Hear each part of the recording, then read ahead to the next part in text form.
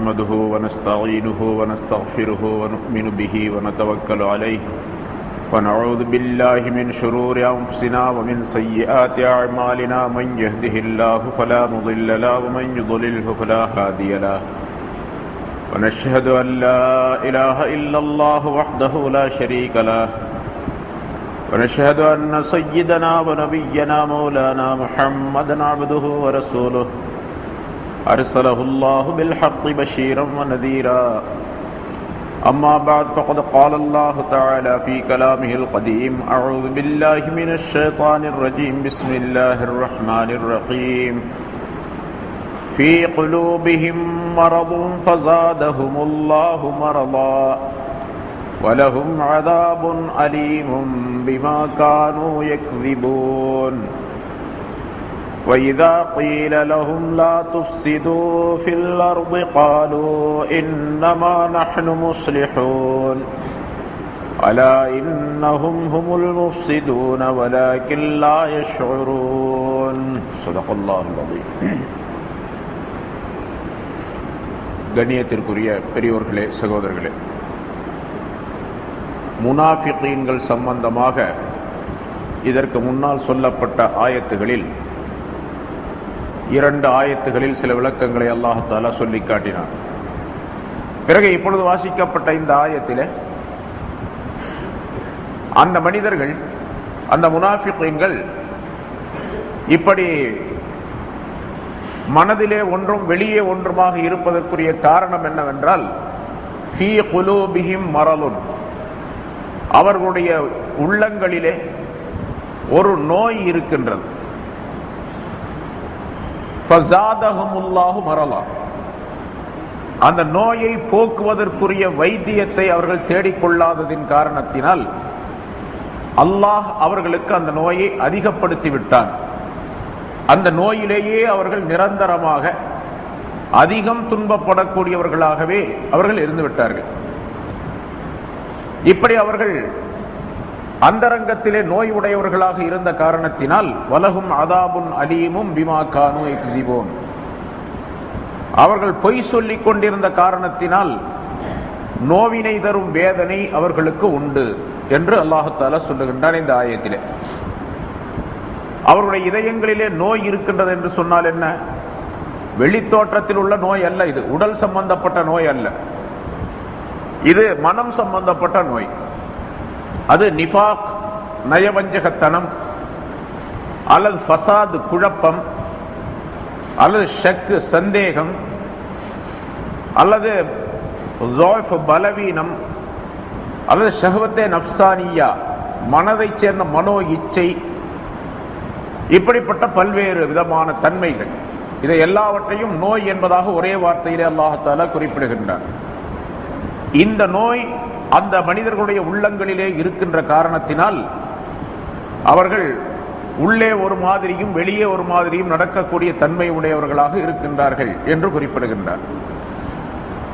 இந்த நோய் மனதைச் சேர்ந்த நோயாக இருந்தாலும் கூட, அதாவது ரூஹானியத்தான கல்பை சேர்ந்த நோய், அது கல்பை சேர்ந்த நோயாக இருக்கின்ற காரணத்தினால் அதன் மூலமாக இவர்களுக்கு உடல் நோயும் கூட அதிகப்படக்கூடிய நிலை ஏற்பட்டு விட்டது என்பதாக அல்லாஹ் தஆலா குறிப்பிடுகின்றார்.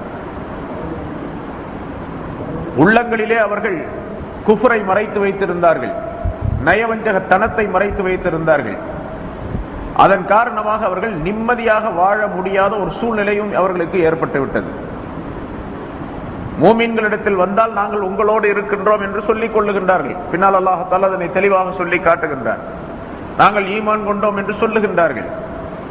காபிர்களிடத்தில் சென்றால் நாங்கள் உங்களோடு தான் இருக்கின்றோம், நாங்கள் ஈமானை ஏற்றுக்கொள்ளவில்லை என்றும் சொல்லுகின்றார்கள். அதை பரிகாசமாக நாங்கள் செய்து வருகின்றோம் என்பதாகவும் சொல்லிக் கொள்ளுகின்றார்கள். இப்பொழுது அந்த கூட்டத்திலும் இவர்கள் சேர முடியாமல், முழுமையாக மூமினான மனிதர்களோடும் சேர முடியாமல், முழுமையாக சேர முடியாமல் இருக்கக்கூடிய ஒரு நிலை, தடுமாறக்கூடிய நிலை. இந்த நிலை வந்துவிட்ட நேரத்திலே இவருடைய மனதிலே ஒரு நிம்மதியே இருப்பதில்லை. எந்த இடத்தில் சென்றாலும் சரி, காபிர்களோடு சேருவதற்காக வேண்டி அவருடைய கூட்டத்திற்கு சென்றாலும் நாம் ஈமான் கொண்டிருக்கக்கூடிய விஷயம் இவர்களுக்கு தெரிந்து நமக்கு எதிராக இவர்கள் நடந்து கொள்வார்களோ என்ற அச்சம் இவர்களுக்கு இருக்கின்றது. அதே போன்று நபி அவர்களிடத்திலும் முஸ்லிம்களிடத்திலும் இவர்கள் வந்தாலும் இவர்களுக்கு அப்பொழுதும் நிம்மதி இருப்பதில்லை. நாம் மறைத்து வைத்திருக்கக்கூடிய இந்த நிஃபாக், நயவஞ்சகத்தனம், குஃபுராகிறது வெளிப்பட்டு விடுமோ என்ற அச்சம் இந்த நேரத்திலே. இப்பொழுது எல்லா நேரங்களிலும் இவர்கள் தடுமாறக்கூடியவர்களாக, தத்தளிக்கக்கூடியவர்களாக, நிம்மதி இல்லாதவர்களாகவே இருந்து வருகின்றார்கள். இந்த நிம்மதி இல்லாத தன்மை, தடுமாறக்கூடிய, தத்தளிக்கக்கூடிய தன்மை இருக்கின்றதே, அதுவே இவர்களுக்கு உடல் நோயையும் கொண்டு வந்து சேர்க்கக்கூடியதாக ஆகிவிடுகின்றது. ஆகவேதான் அல்லாஹு தஆலா உள்ளத்தினுடைய நோயை மட்டும் சொல்லி விளக்கி காட்டி அதன் மூலமாக எல்லா வகையான நோய்கள் உடையவர்களாக இவர்கள் ஆக்கப்படுகின்றார்கள் என்பதை அல்லாஹ் தஆலா குறிப்பிடுகின்றார். ஃபீ குலூபிஹிம் மரலுன், இவர்களுடைய உள்ளங்களிலே ஒரு நோய் இருக்கின்றது. நயவஞ்சகத்தனம் என்ற நோய், சந்தேகம் என்ற நோய், அல்லது குஃபுர் என்ற நோய், அல்லது மனோ இச்சை. முஸ்லிம்களை மட்டும் இவர்கள் துயர்ந்தால், நபி அவர்களை மட்டும் துயர்ந்தால் இந்த உலகத்தினுடைய பொருளாதாரம் அவர்களுக்கு சரியாக கிடைக்காது. எனவே வெளித்தோற்றத்திலே நமக்கு பாதுகாப்பு வேண்டும். இந்த முஸ்லிம்களிடத்திலிருந்து, இஸ்லாமிய அரசாங்கத்திலிருந்து நமக்கு பாதுகாப்பு வேண்டும். அதற்காக வேண்டி நாம் அவர்களை துயருவதை போன்று நாம் நடிக்க வேண்டும். பிறகு குப்பார்களிடத்திலிருந்து நமக்கு உலக ஆதாயத்தை பெற வேண்டும். அதற்காக வேண்டி நாங்கள் அவர்களோடு இருப்பதை போன்று காட்டிக்கொள்ள வேண்டும்.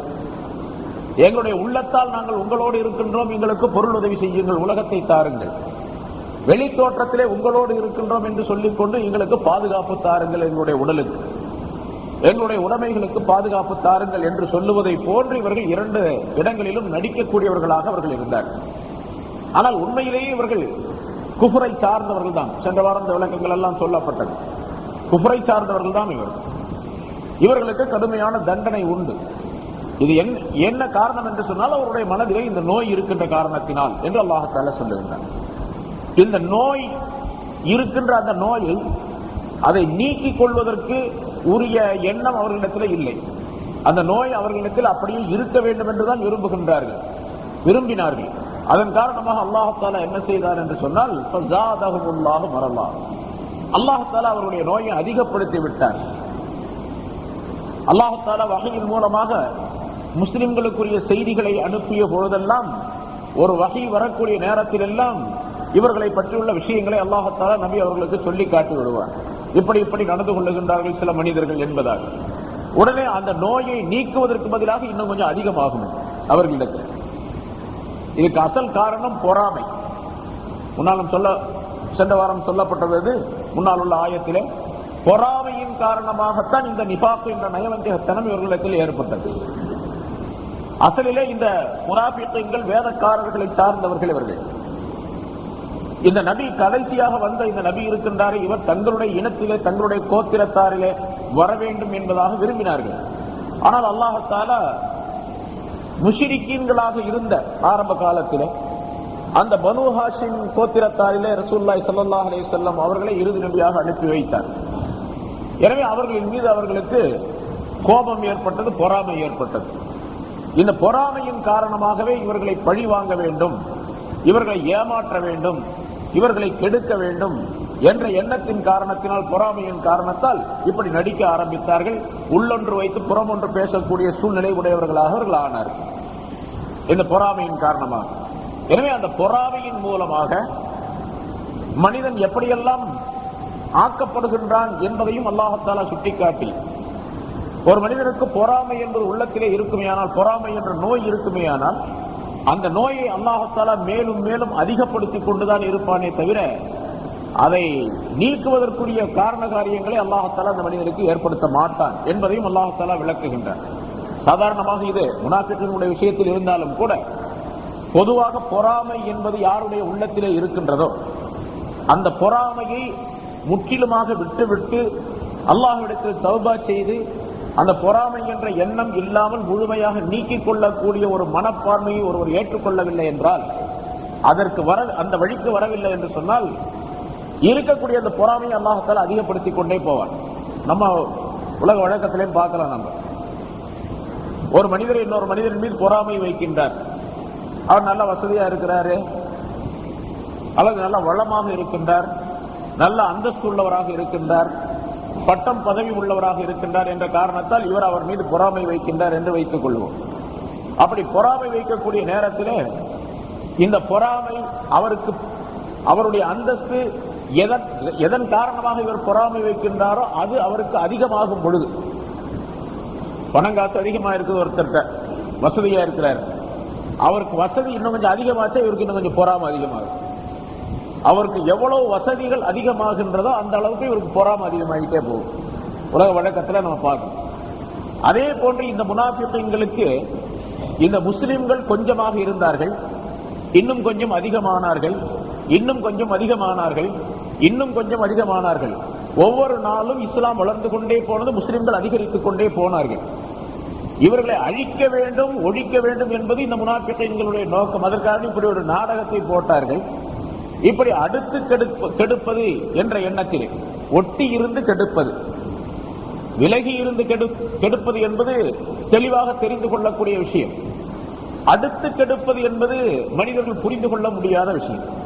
ஆக புரிந்து கொள்ள முடியாத அந்தரங்கத்தை புரிந்து கொள்ள முடியாத ஒரு சூழ்ச்சியின் மூலமாக நாம் இப்படி இந்த முஸ்லிம்களை ஒழித்து விடலாம், இஸ்லாத்தை அழித்து விடலாம், இல்லாமல் ஆக்கி விடலாம் என்பதாக நினைத்து நபி அவர்களோடு சேர்ந்து இருப்பதாக, ஈமான் கொண்டு இருப்பதாக நடித்தார்கள். ஆனால் உள்ளத்தை எல்லாம் விளங்கிக் கொண்டிருக்கக்கூடிய அல்லாஹ் தஆலா, உள்ளத்திலே அந்த எண்ணத்தை போடக்கூடிய அல்லாஹ் தஆலா அந்த செய்திகளை எல்லாம் ரசூலுல்லாஹி ஸல்லல்லாஹு அலைஹி வஸல்லம் அவர்களுக்கு அவ்வப்பொழுது அறிவித்துக் கொண்டிருந்தார்.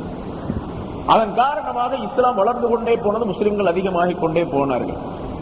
இதை பார்க்க பார்க்க அவர்களுடைய பொறாமையும் அதிகமாகிக் கொண்டே போனது. இப்பொழுது அல்லாஹ் தஆலா சொல்லுகின்றான், அவர்களுக்கு உள்ளங்களிலே நோய் இருக்கின்றது, அல்லாஹ் அவர்களுக்கு அதிகமாக்கினான், மரல்லா அந்த நோயை அதிகமாக்கினான் என்று சொல்லுகின்றான். உண்மையிலேயே அல்லாஹ் காரணகர்த்தன், முசப்பிப், ஒரு விஷயத்தை உண்டாக்குவதற்கு காரண கர்த்தனாக இருக்கக்கூடியவன் அல்லாஹ் தஆலா. ஆனால் அதனுடைய பொறுப்பு மனிதர்களிடத்தில் இருக்கின்றது. உண்டாக்கி கொள்ளக்கூடிய அந்த அதிகத்தை உண்டாக்கி கொள்ளக்கூடிய காரணத்தை இவர்கள் செய்தார்கள். அது பொறாமை. பொறாமையை மேற்கொண்டதின் காரணமாக, அந்த பொறாமையின் மூலமாகவே அல்லாஹ் தஆலா அவர்களுடைய மனோ நோயை அதிகமாக்கி கொண்டே போய்விட்டார். இந்த இடத்துல அல்லாஹ் தஆலா இப்படி சொல்லுகின்றான். சிலருக்கு இப்படி சந்தேகம் வரணும், அல்லாஹ் ஏன் அதிகமாக்கணும்? நயவஞ்சகம், சந்தேகம், பொறாமை என்ற அந்த நோயை அல்லாஹ் அதிகமாக்கி விட்டான் என்று சொல்லுகின்றான். அல்லாஹ் அதிகமாக்கினா அப்புறம் இவங்க என்ன பண்ணுவாங்க என்று கேட்கலாம். அடிக்கடி சொல்லப்பட்ட விஷயம் இது. எல்லாமே அல்லாஹ் செய்யக்கூடிய காரியங்கள் தான். ஆனால் நன்மை நிகழும் பொழுது அது அல்லாஹின் பக்கம் சேர்க்கப்பட வேண்டும், தீமை நிகழும் பொழுது அது தன்னின் பக்கம் அதனை சேர்த்துக் கொள்ள வேண்டும் என்பது ஈமானுடைய விதிமுறையாகும். ஸல்லல்லாஹு அலைஹி வஸல்லம் அவர்கள் தெளிவாக அதனை சொல்லித் தருகின்றார்கள். ஒரு நல்ல காரியம் நம்மிடத்திலிருந்து நல்ல காரியம் ஏற்படுகின்றது, அல்லாஹ் எனக்கு இதை தந்தான், அல்லாஹுடைய கருணையினால் நான் இதனை செய்தேன், இது எனக்கு கிடைத்தது என்பதாக சொல்ல வேண்டும். ஒரு தீமையை செய்து விடுகின்றோம், இப்போ அல்லாஹ் தான் செய்தான் என்று சொல்லி அந்த தீமையை அல்லாஹ்வின் பக்கம் சேர்க்கக்கூடாது. ஒரு மனிதன் மது அருந்துகின்றான், அல்லாஹ் தான் குடிக்க சொன்னான் என்று சொல்லக்கூடாது. ஒரு மனிதன் ஜினா செய்து விட்டான், அல்லாஹ்வுடைய நாட்டம் இல்லாமல் நடக்குமாங்க, அல்லாஹ் நாட்டினதுனால தான் நான் ஜினா செஞ்சேன் என்று சொல்லக்கூடாது. இப்ப தீமைகளை, கெடுதிகளை, பாவங்களை தன் பக்கம் தான் சேர்க்க வேண்டுமே தவிர அல்லாஹ்வின் பக்கம் சேர்க்கக்கூடாது. ஆனா இங்க அல்லாஹ் என்ன சொல்றான்? அந்த பொறாமை என்ற, நயவஞ்சகம் என்ற அந்த நோயை அல்லாஹ் அவர்களுக்கு அதிகமாக்கி விட்டான் என்று சொல்லுகின்றார். இப்ப அல்லாஹ் அதிகமாக்கி விட்டான் என்று சொன்னால் அந்த அதிகம் ஆவதற்குரிய காரணத்தை இவர்கள் செய்தார்கள். காரணத்தை செய்தவர்கள் இவர்கள், காரணத்தை உண்டாக்கியவன் அல்லாஹ் தஆலா. அவனுக்கு பெயர் முசப்பிப் என்பதாக சொல்லப்படும். எதை செய்கின்றார்களோ அதற்கு பெயர், அந்த வேலைக்கு பெயர் சபப் என்பதாக சொல்லப்படும். இந்த ஆலம், இந்த உலகம் இருக்கின்றது, இது ஆலமுல் அஸ்பாப், காரண உலகம் என்பதாக சொல்லப்படும். ஒரு காரணம் இல்லாமல் எந்த ஒரு நிகழ்ச்சியும் நடைபெறாது. காரணம் இல்லாமல் எந்த ஒரு நிகழ்ச்சியும் நடைபெறாது. ஒரு நிகழ்ச்சி நடைபெற்றால் இது இன்ன காரணத்தினால் என்று ஒரு காரணத்தை அதற்கு கற்பிக்கக்கூடிய நிலை இந்த உலகத்தில் இருக்கின்றது. ஆனால் அந்த காரணத்தை உண்டாக்கி வைக்கக்கூடியவன் அல்லாஹ், காரணத்தை உண்டாக்கி வைக்கக்கூடியவன் அல்லாஹ். இது ஈமானுடைய அசல், இஅ்திகாத், கொள்கை சம்பந்தப்பட்ட விஷயத்தில் அசலாக ஆக்கப்பட்டு இருக்கின்றது. இப்படித்தான் நம்பிக்கை கொள்ள வேண்டும். நன்மையும் தீமையும் அல்லாஹ்வின் புறத்திலிருந்து ஏற்படும். முன்னால ஈமானுடைய பாடத்தில் சொன்ன விளக்கத்தில் நன்மையும் தீமையும் அல்லாஹ்வின் புறத்திலிருந்து ஏற்படுகின்றன என்று நம்பிக்கை கொள்வது நான் ஈமான் கொண்டேன் என்று நம்பி இருக்கின்றோம். ஆனால் நன்மை ஏற்படும் பொழுது அது அல்லாஹ்வின் பக்கம் சேர்க்க வேண்டும், தீமை ஏற்படும் பொழுது அதை தன்னின் பக்கம் சேர்க்க வேண்டும். அல்லாஹ் தான் செஞ்சான் என்று அல்லாஹ் மீது குற்றத்தை சுமத்துவது ஈமானுக்கு எதிரான நிலை. அதனால இங்க அல்லாஹ் அதிகமாக்கி விட்டான் என்று சொன்னால் அல்லாஹ் அதிகமாக்கக்கூடிய காரணத்தை உண்டாக்கி வைத்தான். அந்த காரணத்தை செய்தது இவர்களுக்கு இக்தியார் என்று சொல்லப்படக்கூடிய இந்த தக்தீருடைய விஷயம் இருக்கின்றதே, அது விளங்குறது கொஞ்சம் கஷ்டமா இருக்கும். ஸல்லல்லாஹு அலைஹி வஸல்லம் அவர்கள் அதனால தான் சொன்னாங்க, தக்தீருடைய விஷயத்திலே, கலா கத்ர் ஏற்பாட்டுடைய விஷயத்திலே உங்களுக்கு ஏதாவது சந்தேகம் வந்தால் அந்த விஷயத்தை அத்தோடு முடித்துக் கொள்ளுங்கள். அதுக்கு பின்னால ஆராய்ச்சி பண்ணி கொண்டிருக்க வேண்டாம். ஏன் இப்படி, எதற்காக இப்படி என்பதாக ஆய்வு செய்து கொண்டிருக்க கூடாது. அப்படி ஆய்வு செய்து கொண்டிருந்தால் ஷைத்தான் உங்களிலே வந்து நுழைந்து விடுவான். பிறகு சந்தேகத்தை உண்டாக்கி குஃப்ரின் பக்கம் உங்களை கொண்டு போய் சேர்த்து விடுவான். அதனால அதுல பத்தி ஆராய்ச்சிலாம் பண்ணிட்டு இருக்க கூடாது. அல்லாஹ் தான் செய்யறான், அல்லாஹ் தஆலா நரகத்தை படைச்சான், நரகத்துல போடணும் அப்படிங்கிற கேட்கக்கூடிய கேள்வி வரைக்கும் மனிதன் வந்துருவான். அதே போன்று அல்லாஹ்வை பற்றி சந்தேகம் வரப்போ அல்லாஹ் வந்து எல்லா பொருளையும் படைக்கிறதுக்கு ஒருவன் வேண்டும் என்று சொன்னால் அவன் அல்லாஹ், அவன் எல்லா பொருளையும் படைக்கிறான். அப்ப அல்லாஹ் படைச்சது யாரு அப்படின்னு ஒரு கேள்வி வரும். இந்த இடம் வந்தால் நீங்கள் ஷைத்தானை விட்டு பாதுகாப்பு தேடிக்கொள்ளுங்கள், உடனடியாக அந்த சிந்தனையை அறுத்து விடுங்கள் என்பதாக குறிப்பிடுகின்றார். அதுபோன்று ஏதாவது ஒரு விஷயத்திலே தக்தீர் கலா கத்ருடைய விஷயத்திலே சந்தேகம் வரக்கூடிய நேரத்தில் அதை விட்டுவிட வேண்டும். இங்கே அல்லாஹ் சொல்லுவது இப்படி, அவர்களுடைய உள்ளங்களிலே நோய் இருக்கின்றது. நயவஞ்சகம் என்ற நோய், பொறாமை என்ற நோய், பலவீனம் என்ற நோய், சந்தேகம் என்ற நோய், மனோ இச்சை என்ற நோய், இதெல்லாம் இருக்கின்றது.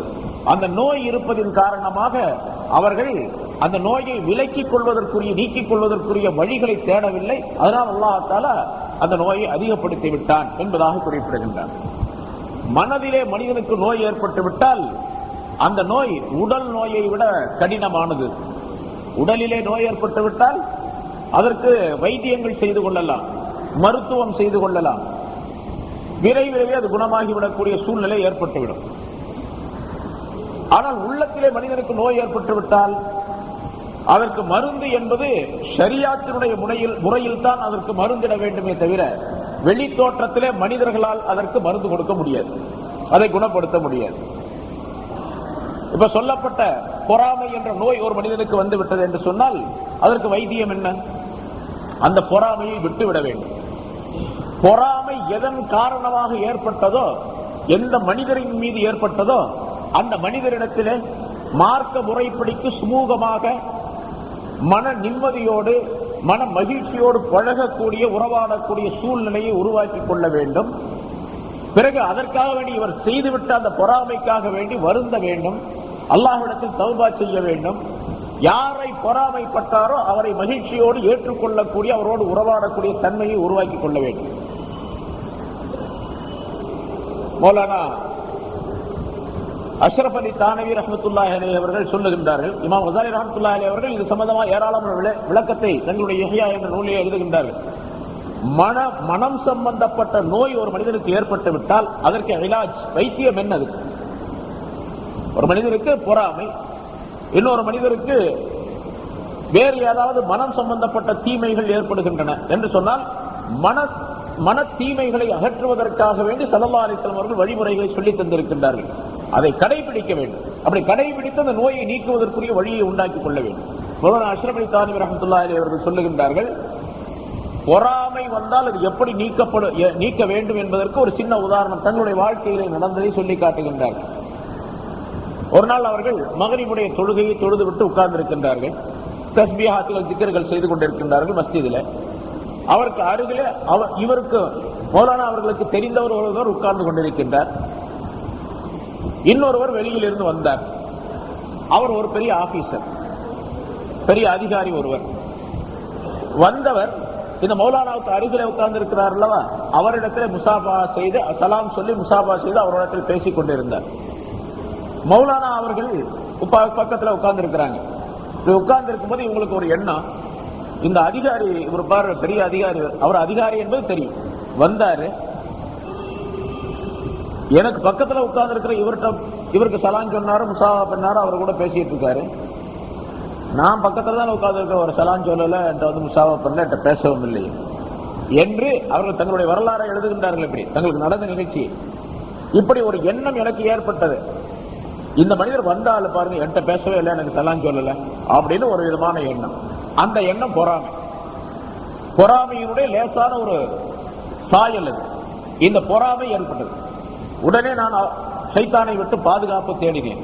என்னுடைய மனோ இச்சையை, மனோ எண்ணங்களை விட்டு பாதுகாப்பு தேடினேன். அவர்கள் சொல்லுகின்றார்கள், நான் உடனே நினைத்தேன், சரி வந்தவர் அவர் அதிகாரி, அவருக்கும் பழக்கம், எனக்கு அவர் பழக்கம் இல்லை அதிகமா, அதனால பழக்கமான அவரிடத்தில் சலாம் சொல்லி அவரிடத்தில் பேசிக் கொண்டிருக்கின்றார், அதனால எனக்கு என்ன வந்துச்சு, நான் ஏன் அவரை பத்தி பொறாமப்படணும், அவரை பற்றி மனசுல நான் ஏன் தவறாக நினைக்கணும் என்று உடனடியாக நான் முதல்ல நினைத்த அந்த எண்ணத்தை மாற்றிக்கொண்டேன். அப்படி மாற்றிக்கொண்ட பின்னாலே எனக்கு பொறாமை வந்துருச்சு. முதல்ல அதுக்கு என்ன பரிகாரம் என்று நான் சிந்தனை செய்தேன். முதல்ல ஆரம்பமாக பொறாமையுடைய ஒரு சாயல், லேசான ஒரு நிலை எனக்கு வந்து விட்டது.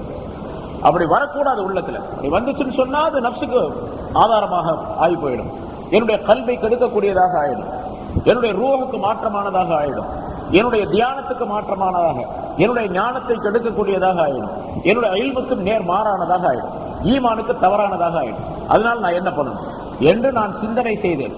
இப்போ அந்த நேரத்தில் எனக்கு ஒரு நினைவு வந்தது, இதை மாற்றுவதற்கு வழி. இமாம் கஸாலி ரஹ்மத்துல்லாஹி அலைஹி சொல்லி காட்டுகிறார், ஸல்லல்லாஹு அலைஹி வஸல்லம் அவர்கள் சொன்னதை போல உடனடியாக நான் அந்த அதிகாரியிடத்தில், அவர் பேசிட்டு போயிட்டாரு, மறுநாள் அவரை நான் பார்த்தேன். மௌலானா அவர்கள் சொல்லுகின்றார், முதல்ல அவரை பார்த்தேன், நானே போய் அவரிடத்தில் சலாம் சொல்லி முசாஃபா பண்ணி அவரிடத்தில் நான் பேசினேன். சில அன்பளிப்புகளை அவருக்கு கொடுத்து நான் இவர் மீது கொண்ட பொறாமைக்கு பகரமாக, அந்த பொறாமையை நீக்கிக் கொள்வதற்காக வேண்டி, அதற்குரிய கஃபாராவாக, நஷ்ட ஈடாக நான் இவரிடத்தில் பேசுகின்றேன், இவரிடத்தில் அன்பு பாராட்டுகின்றேன், இவருக்கு அன்பளிப்பு தருகின்றேன் என்ற எண்ணத்தில் அதை நான் செய்த பொழுது எனக்கு முந்தி அவர் மீது இருந்த அந்த பொறாமையோ அல்லது வேறு விதமான தவறான எண்ணங்களோ ஏற்படாமல் என்னுடைய உள்ளம் தெளிவாக ஆனது என்பதாக குறிப்பிடுகின்றார். இப்ப அவர் கொண்ட பொறாமை இருக்கு பாருங்க, அது அவரை கெடுக்கணுங்கிற எண்ணம்லாம் இல்ல, அவருக்கு சலான் சொன்னார், எனக்கு ஏன் சலான் சொல்லல என்ற ஒரு நினைப்பு, அவ்வளவுதான். ஆனா இதுவும் கூட தவறு என்பதாக ஞானவான்கள் விளங்குகின்றார்கள். காரணம் என்னன்னு கேட்டா, அவருக்கு தெரிந்தவர், அதனால சலான் சொல்றாரு, பேசிட்டு இருக்கிறாரு. இவர் என்கிட்ட வந்து பேசணும், சலான் சொல்லணும், எனக்கு முசாவா பண்ணணும் என்ன அவசியம்? நிறைய நமக்கு மத்தியில நிறைய நடக்கக்கூடிய விஷயங்கள் இது. நம்ம 2 பேரும் உட்கார்ந்து இருப்போம், யாராவது 2 பேரும் உட்கார்ந்து இருப்பாங்க, ஒருத்தர் வருவாரு, அவர்கிட்ட போய் சலான் சொல்லிட்டு முசாவா பண்ணிட்டு அவர்கிட்ட பேசிட்டு போயிடுவாரு. வந்தாலும் நமக்கு ஒரு சலான் சொன்னாரா, என்ன மோசமான ஆளா இருக்காரு அப்படின்னு சொல்லக்கூடாது என்பது இதிலிருந்து தெரிகின்றது. அப்படி சொன்னாவே அது பொறாமை என்று அர்த்தம். அவருக்கும் பழக்கம், அதனால அவர் வந்து சலான் சொன்னாரு, பேசினாரு, போனாரு. அவர் மதித்த மாதிரி என்னையும் மதிக்கணும் அப்படிங்கிற என்ன அவசியம் இருக்கு? இப்ப இவர் பெருமையை நாடுகின்றார், தனக்கு ஒரு உயர்வு வேண்டும் என்று நாடுகின்றார். இதெல்லாம் மனம் சம்பந்தப்பட்ட நோய். இந்த நோய் ஏற்பட்டு இந்த நோய் லேசா இருக்கும் முதல்ல, பிறகு அது கொஞ்சம் கொஞ்சம் அதிகமாகி அதன் காரணமாக இந்த மனிதனுக்கு அந்த ஹசது, பொறாமையின் காரணமாக வேறு பலவிதமான தீமைகள் அதற்குள்ளே வந்து நிறைந்துவிடும். ஒன்றோடு ஒன்று பின்னால் நிறைய வந்து மனம் பூரா தீமையாக நிறைந்துவிடும். அப்புறம் சந்தேகம் வரும், அப்புறம் பெருமை வரும், அப்புறம் கோல் சொல்லுதல் வரும், அப்புறம் கீபத், புறம் பேசுதல் வரும். இப்படி இது பொறாமையின் காரணமாக நிறைய விஷயங்கள் வந்துடும். நிறைய ஹராமான காரியங்கள் எல்லாம் மனசுல வந்து சேர்ந்து போயிடும். அப்படி சேர்ந்து விட்டால் பிறகு ஈமானுடைய நிலைகள் எதுவுமே இந்த மனிதனுடைய மனதிலே ஏறாது. ஏன்? இதயம் துருப்பிடித்து விடும், இதயம் கருப்பாக்கி விடும் இந்த தீமைகளின் காரணமாக. பிறகு நல்லவை எதுவும் ஏற முடியாது. அதனால இந்த மாதிரி தீமைகள் மன தீமைகள் வரக்கூடிய நேரத்தில் உடனடியாக முதல் கட்டமாகவே அதை நீக்கிக் கொள்வதற்குரிய வழிவகைகளை செய்து கொள்ள வேண்டும் என்பதை அந்த மௌலானாவுடைய சம்பவம் நமக்கு சுட்டி காட்டுகின்றது. இப்ப மனதை சார்ந்த அந்த நோய் வந்துவிட்டால் அது மனதோடு மட்டும் நிற்பது கிடையாது, மனதிலிருந்து உடலுக்கும் அது தாவிவிடும், உடலுக்கும் நோயை ஏற்படுத்திவிடும். உடல் நோய் என்பது பலவீனம், மனதில் பலவீனம் ஏற்படுவது. ஒரு மனிதனுக்கு சந்தேகங்கள் அதிகமாக, ஒரு மனிதன் மீது சந்தேகமோ பொறாமையோ அல்லது அவரை பற்றி கோல் சொல்லுவதோ புறம் பேசுவதோ என்ற இந்த நோய்கள் எல்லாம் ஒரு மனிதனுடைய மனதில் இருக்கக்கூடிய நேரத்தில் இவருடைய உடலையும் அது பாதிக்கும். கண்டிப்பாக முன்னால் நான் சொல்லி இருக்கின்றேன். இப்பொழுது மருத்துவர்கள் ஆய்வு செய்து சொல்லக்கூடிய விஷயம் அது. ஒரு மனிதனுக்கு உடல் நோய் வருவதற்கு காரணம் வெளிப்படையான காரணங்கள் மட்டுமல்ல. ஹார்ட் அட்டாக் வருகின்றது, இந்த ஹார்ட் ஆபரேஷன் செய்யக்கூடிய டாக்டர்கள் நீங்க போய் கேட்டு பாருங்க. அப்போலோவில் இருக்காரு, இந்த ரயில்வே ஹாஸ்பிட்டல் இருக்காங்க, எல்லாம் போய் கேட்டு பாருங்க. நான் ஒரு டாக்டர்கிட்ட கேட்டேன். அது மாதிரி ஒரு டாக்டர் சொன்னார், அவராக சொன்னார், மனநோய் வருவதற்கின்றது, அதாவது ஹார்ட் சம்பந்தமான நோய் வருவதற்கின்றது, இது வெறுமனே உணவு சம்பந்தப்பட்ட பழக்கங்களினால் மட்டும் வருவதல்ல. இப்ப ஹார்ட் நோய், இந்த ஹார்ட் அட்டாக் என்பது எதனால வருகிறது? மாரடைப்பு என்பது இரத்த குழாய் அடைத்துக் கொள்வதின் காரணமாக, ரத்தம் சரிவர ஓட்டம் இல்லை என்ற காரணத்தினால் ரத்தத்திலே, ரத்த குழாயிலே கொழுப்பு அடைத்துக் கொள்வதின் காரணமாக, கொலஸ்ட்ரால் என்பதாக சொல்லுகின்ற வகை, கொழுப்பு அடைத்துக் கொள்வதின் காரணமாக ரத்த ஓட்டம் சீராக இல்லாத காரணத்தினால் போய் சேர வேண்டிய சரியான ரத்தம் இதயத்தில் போய் பிறகு அங்கிருந்து உடல் முழுவதும் சப்ளை ஆகக்கூடிய தன்மை இல்லாத காரணத்தால் திடீரென்று அடைப்பு ஏற்பட்டு விடுகின்றது. மூச்சு விடுவதற்கு சிரமம், சில நேரங்களில் அது ஃபெயில் ஆக்கப்பட்டு உடனே இறந்து விடுகின்றார். இது ஹார்ட் அட்டாக், மாரடைப்பு என்பதாக சொல்லுகின்றோம். ஆனால் மாரடைப்பிற்கும் உணவு சம்பந்தப்பட்ட நிலைக்கும் சம்பந்தம் என்பது மிக குறைவுதான். ஒரு மனிதனுக்கு ஹார்ட் அட்டாக், மாரடைப்பு என்பது வராமல் இருக்க வேண்டும் என்று சொன்னால் அவன் தன்னுடைய குணங்களை சரிபடுத்திக் கொள்ள வேண்டும். நல்ல பண்புள்ளவனாக ஒரு மனிதன் இருக்கும் பொழுது இவனுக்கு ஹார்ட் அட்டாக் என்பது வரவே வராது என்பதாக மருத்துவர்கள் இன்று குறிப்பிடுகின்றார். ஒரு மனிதனுக்கு ஹார்ட் அட்டாக், மாரடைப்பு என்பது வராமல் இருக்க வேண்டும் என்று சொன்னால் அவன் தன்னுடைய குணங்களை சரிபடுத்திக் கொள்ள வேண்டும். நல்ல பண்புள்ளவனாக ஒரு மனிதன் இருக்கும் பொழுது இவனுக்கு ஹார்ட் அட்டாக் என்பது வரவே வராது என்பதாக மருத்துவர்கள் இன்று குறிப்பிடுகின்றார். இப்ப நம்ம சொன்ன பொறாமை பாருங்க, இந்த பொறாமை அதிகப்படுவதன் காரணமாக உடலில் உஷ்ணம் அதிகமாகின்றது. உடலில் உஷ்ணம் அதிகமாகும் பொழுது இந்த பிளட் சர்க்குலேஷன், ரத்த ஓட்டம் என்பது அதிகப்படுகின்றது. எவ்வளவு வேகத்திலே ரத்தம் ஓட வேண்டுமோ அந்த அளவுக்கு தான் ஓட வேண்டுமே தவிர அதை விட அதிகமான வேகத்திலே, மிக அதிகமான வேகத்திலே நரம்புகளிலே ரத்த ஓட்டம் ஏற்படும் பொழுது ஹார்ட் தாங்க முடியாத, இதயம் தாங்க முடியாத ஒரு அளவை அங்கே மேற்கொள்ளுகின்றது. அதன் காரணமாக ஹார்ட் வெடித்து விடுகின்றது, ஃபெயில் ஆகி விடுகின்றது, இறந்து விடுகின்றார் என்பதாக குறிப்பிடுகின்றார்கள். ஹார்ட் அட்டாக் ஏற்படுவது சில மனிதர்களுக்கு பொறாமையின் காரணமாக கூட ஏற்பட்டு விடுகிறது. கொலஸ்ட்ராலின் காரணமாக, அடைப்பதின் காரணமாக மட்டுமல்ல, பொறாமையின் காரணமாக ஏற்பட்டு விடுகிறது. இதே போன்று தீய குணங்கள் இருக்கும் பொழுது அந்த தீய குணத்தின் காரணமாக ரத்த நாளங்களிலே மாற்றம் ஏற்படுகின்றது. அந்த மாற்றத்தின் காரணமாக மனிதனுக்கு உடலிலும் மாற்றம் ஏற்படுகின்றது, உடல் நோய் ஏற்பட்டு விடுகின்றது என்பதாக குறிப்பிடுகின்றார். எனவே நோய், மனநோய் வந்துவிட்டால் அது உடலுக்கும் நிச்சயமாக தாவிவிடும், உடலையும் கெடுத்துவிடும். உடலை கெடுத்துவிட்டால், மனிதனுடைய உள்ளத்திலே நோய் ஏற்பட்டு உடலும் கெட்டுவிட்டால் அவனுடைய அறிவும் பாதிக்கப்பட்டுவிடும். உடலும் உள்ளவும் கெடும் பொழுது கண்டிப்பாக அறிவு பாதிக்கும். அறிவு பாதித்தால் அந்த மனிதன் செய்யக்கூடிய, நினைக்கக்கூடிய சிந்தனைகள் எல்லாம் தவறாகத்தான் இருக்குமே தவிர நேர்மையானதாக இருக்காது. அதனால்தான் அல்லாஹ் தஆலா இதை உலக மக்கள் அனைவருக்கும் அறிவிக்க வேண்டும் என்பதற்காக வேண்டி அவருடைய உள்ளங்களிலே நோய் இருக்கின்றது என்பதாக சொன்னார். வெறுமனே பொறாமை என்பதாக மட்டும் வார்த்தையை சொல்லவில்லை. இந்த நோய் என்பது பல்வேறு வகையான தன்மைகள், தீமைகள், அது எல்லாம் சேர்ந்துதான் நோய். இந்த நோய் மனதிலே ஏற்பட்டால், கல்விலே ஏற்பட்டு விட்டால் அது உடலுக்கு தாவுகின்றது. பிறகு உடலில் இருக்கக்கூடிய எல்லா உறுப்புகளும் கெட்டு போவதற்கு காரணமாக அது அசலாக ஆக்கப்பட்டு விடுகிறது. கண் பார்வை தெரியாமல் இருப்பது, காது கேட்காமல் இருப்பது, நாக்கிலே தடுமாற்றம் ஏற்படுவது, கை கால்களிலே பலவீனம் ஏற்படுவது அல்லது வாதம் ஏற்படுவது, இவையெல்லாம் கூட மனநோயின் காரணமாக ஏற்படக்கூடிய, மனதிலே ஏற்படக்கூடிய நோயினால் ஏற்படக்கூடிய தீமைகள் இவையெல்லாம். ஆக உடலுக்கும் அது தாவும் நிச்சயமாக. இமாம் ஹஜ்ரத் ஜுனைதுல் பக்தாதி ரஹ்மத்துல்லாஹி அலைஹி அவர்கள் சொல்லுகின்றார்கள், இந்த மனநோய் இருக்கின்றதை, இது இலலுல் குலூப், உள்ளங்களுக்கு ஏற்படக்கூடிய நோய் இருக்கின்றது, அது மின் இத்திபாஇல் ஹவா, மனோ இச்சையை துயருவதின் காரணமாக ஏற்படுவது.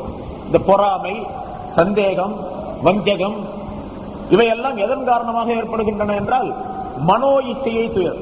என்ன மனம் எதை நினைக்கின்றதோ அதையெல்லாம் செய்ய வேண்டும் என்று மனிதன் நினைக்கின்றார். அது கொஞ்சம் கொஞ்சமாக இந்த மனிதனுக்கு பல்வேறு தீமைகளை கொண்டு வந்து சேர்த்து விடுகின்றது. எப்படி உடல் நோய் ஏற்பட்டு விட்டால், உடலுக்கு நோய் ஏற்பட்டு விட்டால் உறுப்புகள் எல்லாம்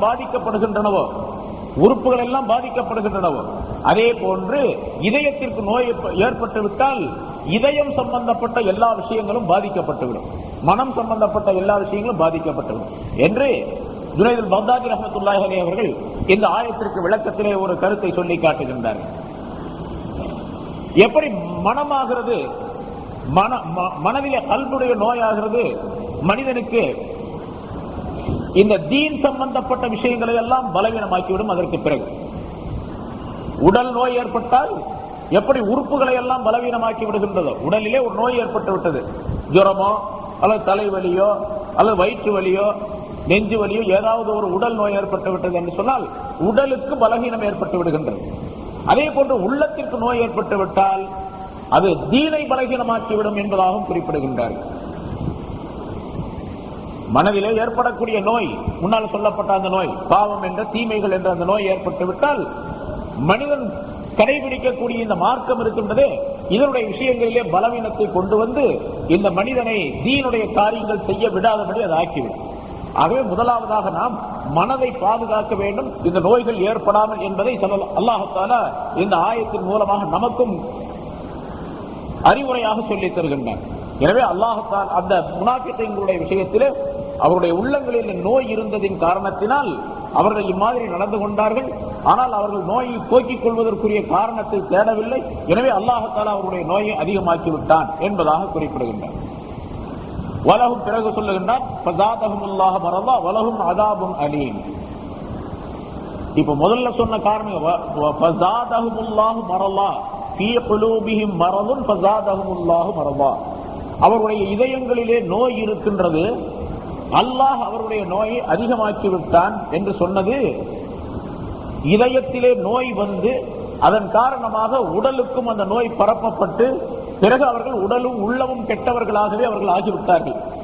உடலிலும் எந்த விதமான நிம்மதியும் இல்லாதவர்களாக, எந்த விதமான சுகமும் காணாதவர்களாக அவர்கள் இருந்தார்கள். அதே போன்று உள்ளத்திலும் அவர்களுடைய நோயாகிறது நிரந்தரமாக அவர்களுக்கு இருந்து கொண்டே இருந்தது, அதிகப்பட்டுக் கொண்டே இருந்தது. இது எதன் காரணத்தினால்? அவர்கள் கொண்டிருக்கக்கூடிய அந்த பொறாமையின் காரணத்தால். பிறகு அல்லாஹ் தஆலா சொல்றார், இது உலக சம்பந்தப்பட்ட விஷயம். மௌத்துக்கு பின்னால் இவர்களுக்கு என்ன நிலை, அது அடுத்து அல்லாஹ் தஆலா சொல்லுகிறார், வலஹும் அஸாபுன் அலீம். அவர்களுக்கு நோவினை தரக்கூடிய வேதனை இருக்கின்றது. முன்னால் அந்த அஸாபுன் அலீம் என்பது முன்னால் ஒரு தடவை வந்தது. நோவினை தரக்கூடிய வேதனை, கடுமையான வேதனை இருக்கின்றது. என்ன காரணத்தினால்? பிமா கானூ யக்ஸிபூன், இவர்கள் பொய் பேசிக் கொண்டிருந்த காரணத்தினால் என்று அல்லாஹ் தஆலா சொல்லுகின்றார். இவர்கள் பொய் பேசிக் கொண்டிருந்த காரணத்தினால் கடுமையான நோய், நோவினை தரும் வேதனை அவர்களுக்கு உண்டு என்பதாக குறிப்பிடுகின்றார். என்ன பொய் பேசிக் கொண்டிருந்தார்கள் இவர்கள்? எது உள்ளத்திலே இருக்கின்றதோ அதை வெளியே சொல்லாமல் வேறு விதமாக சொல்லுவதே பொய் தான். உள்ளத்தில் இல்லாததை நாவினால் சொல்லுவது, நாவினால் சொல்லுவது உள்ளத்தில் இல்லாமல் இருப்பது. கல்வும் நாவும் மாறுபட்ட நிலையில் இருப்பது, அதற்கு பெயர் தான் பொய் என்பதாக சொல்லுவது. பொய்ன்னு சொன்னா நிகழக்கூடிய நிகழ்ச்சிக்கு, உண்மையான நிகழ்ச்சிக்கு மாற்றமான விஷயத்தை சொல்லி காட்டுவதற்கு பெயர் பொய் என்பதாக சொல்லுவது. பொய்க்கு இலக்கணம் என்ன? பொய் அப்படின்னு சொன்னா, பொய் பேசினார் அப்படின்னு சொன்னா என்ன அர்த்தம்? எது நிகழ்ச்சிக்கு, நிகழ்வுக்கு மாற்றமாக இருக்கின்றதோ அதை சொல்லுகின்றது, உண்மைக்கு மாற்றமாக இருக்கின்றதோ அதை சொல்லுவது. ஒரு விஷயம் நடந்திருக்குது, அது நடக்கலன்னு சொல்றாரு. ஒரு விஷயத்தை செய்து இருக்கிறாரு, நான் செய்யல அப்படின்னு சொல்றாரு, பொய் சொல்றாருன்னு அர்த்தம். ஒரு விஷயத்தை செய்யல, நான் செஞ்சேன்னு சொல்றாரு, இது பொய். எது நிகழவில்லையோ அதை சொல்லுவது, அல்லது எது நிகழ்ந்ததோ அதை நிகழவில்லை என்று சொல்லுவது, இதற்கு பெயர் பொய் என்பதாக சொல்லணும். இவர்கள் என்ன பொய் சொன்னார்கள்? ஆமன்னா என்பதாக சொன்னார்கள். முதல் ஆயத்தில் சொல்லுங்க, ஆமன்னா, நாங்கள் ஈமான் கொண்டோம், ஈமான் கொண்டுள்ளோம் என்பதாக சொல்லுகின்றார்கள், நாவிலே சொல்லுகின்றார்கள். ஆனா அது உண்மையிலேயே அவர்கள் ஈமான் கொண்டார்களா என்றால் இல்லை. அவர்கள் ஆமன்னா, நாங்கள் ஈமான் கொண்டோம் என்று சொன்னார்களே, அதிலே பொய் சொல்லிவிட்டார்கள். அதே போன்று அல்லாஹையும் ரசூலையும் ஏற்றுக்கொள்வதாக இவர்கள் வெளித்தோற்றத்திலே சொல்லுகின்றார்கள். உண்மையிலேயே அல்லாஹ் ரசூலை இவர்கள் பொய்ப்படுத்துகின்றார்கள். அல்லாஹ்வை நாங்கள் உண்மைப்படுத்தினோம், ரசூலை நாங்கள், அவனுடைய ரசூலை நாங்கள் உண்மைப்படுத்தினோம் என்பதாக வெளித்தோற்றத்திலே சொன்னார்கள், நாவிலே சொன்னார்கள். மனதிலே அதை பொய்ப்படுத்தினார்கள். அல்லாஹ்வை பொய்யாக்கினார்கள், ரசூலை பொய்யாக்கினார்கள். அப்படி பொய்யாக்கியதன் காரணமாகத்தான் குஃபார்களோடு போய் சேருகின்றார்கள். இங்கே வெளித்தோற்றத்திலே சேர்ந்து கொள்ளுகின்றார்கள், அங்கே அந்தரங்கத்திலே அவர்களோடு சேர்ந்து கொள்ளுகின்றார்கள், எதிரிகளோடு சேர்ந்து கொள்ளுகின்றார்கள். இது அல்லாஹ்வையும் ரசூலையும் அவர்கள் பொய்யாக்கியதன் காரணத்தினால். பிமா கானூ யக்ஸிபூன், அவர்கள் பொய் பேசிக் கொண்டிருந்த காரணத்தினால், அல்லாஹ்வையும் ரசூலையும் பொய்யாக்கி கொண்டிருந்த காரணத்தினால், அல்லது ஆமன்னா நாங்கள் ஈமான் கொண்டோம் என்று அவர்கள் பொய் சொல்லியதின் காரணத்தினால். ரசூலுல்லாஹி ஸல்லல்லாஹு அலைஹி வஸல்லம் அவருடைய சொற்களை எல்லாம் அவர்கள் பொய் என்பதாக சொல்லிக் கொண்டிருந்த காரணத்தினால் வெளித்தோற்றத்தில் சொல்லுகின்றார்கள், நீங்க சொல்றதெல்லாம் சரிதான் என்பதாக சொல்லுகின்றார்கள். ஆனால் உண்மையிலே ரசூலுடைய சொல்லை அவர்கள் ஏற்றுக்கொள்ளவில்லை. ரசூலுடைய சொல்லை மறுத்தார்கள். ரசூலுடைய சொல்லை பொய் என்பதாக கூறினார்கள். அதனால அந்த பொய் சொல்லியதின் காரணமாக அவர்களுக்கு இந்த தண்டனை. என்ன தண்டனை? கியாமத் நாளில் அவர்கள் மறுமையிலே அவர்களுக்குரிய தண்டனை அதாபுன் அலீம், நோவினை தரக்கூடிய வேதனை என்பதாக குறிப்பிடுகின்றனர். இதன் மூலமாக அல்லாஹ் தஆலா உலக மக்கள் அனைவருக்கும், மூமின்கள் முஸ்லிம்களுக்கு மட்டுமல்ல, நமக்கு குறிப்பாக அல்லாஹ் தஆலா அறிவுரை சொல்லுகின்றான். பொதுவாக உலக மக்கள் அனைவருக்குமே அல்லாஹ் தஆலா ஒரு அறிவுரையை சொல்லுகின்றான். பொய் பேசிக் கொண்டிருப்பதின் காரணமாக அவர்களுக்கு மட்டும் அந்த தண்டனை அல்ல, யார் யார் பொய் பேசுகின்றார்களோ அவர்களுக்கெல்லாம் உண்டு. உலகத்திலே யார் யாரெல்லாம் பொய் சொல்லிக் கொண்டிருக்கின்றார்களோ அவர்களுக்கெல்லாம் இந்த தண்டனை உண்டு என்பதையும் அல்லாஹ் தஆலா அறிவிக்கின்றான்.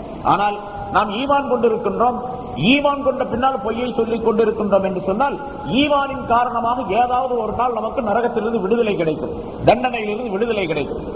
ஈமான் அறவே இல்லாவிட்டால் உள்ளத்திலே முனாஃபிகீன்களுக்கெல்லாம் உள்ளத்திலே ஈமான் கிடையாது, நாட்கள மட்டும்தான் ஈமான், ஆமன் நான் சொல்லிக்கிறாங்க, அவ்வளவுதான்.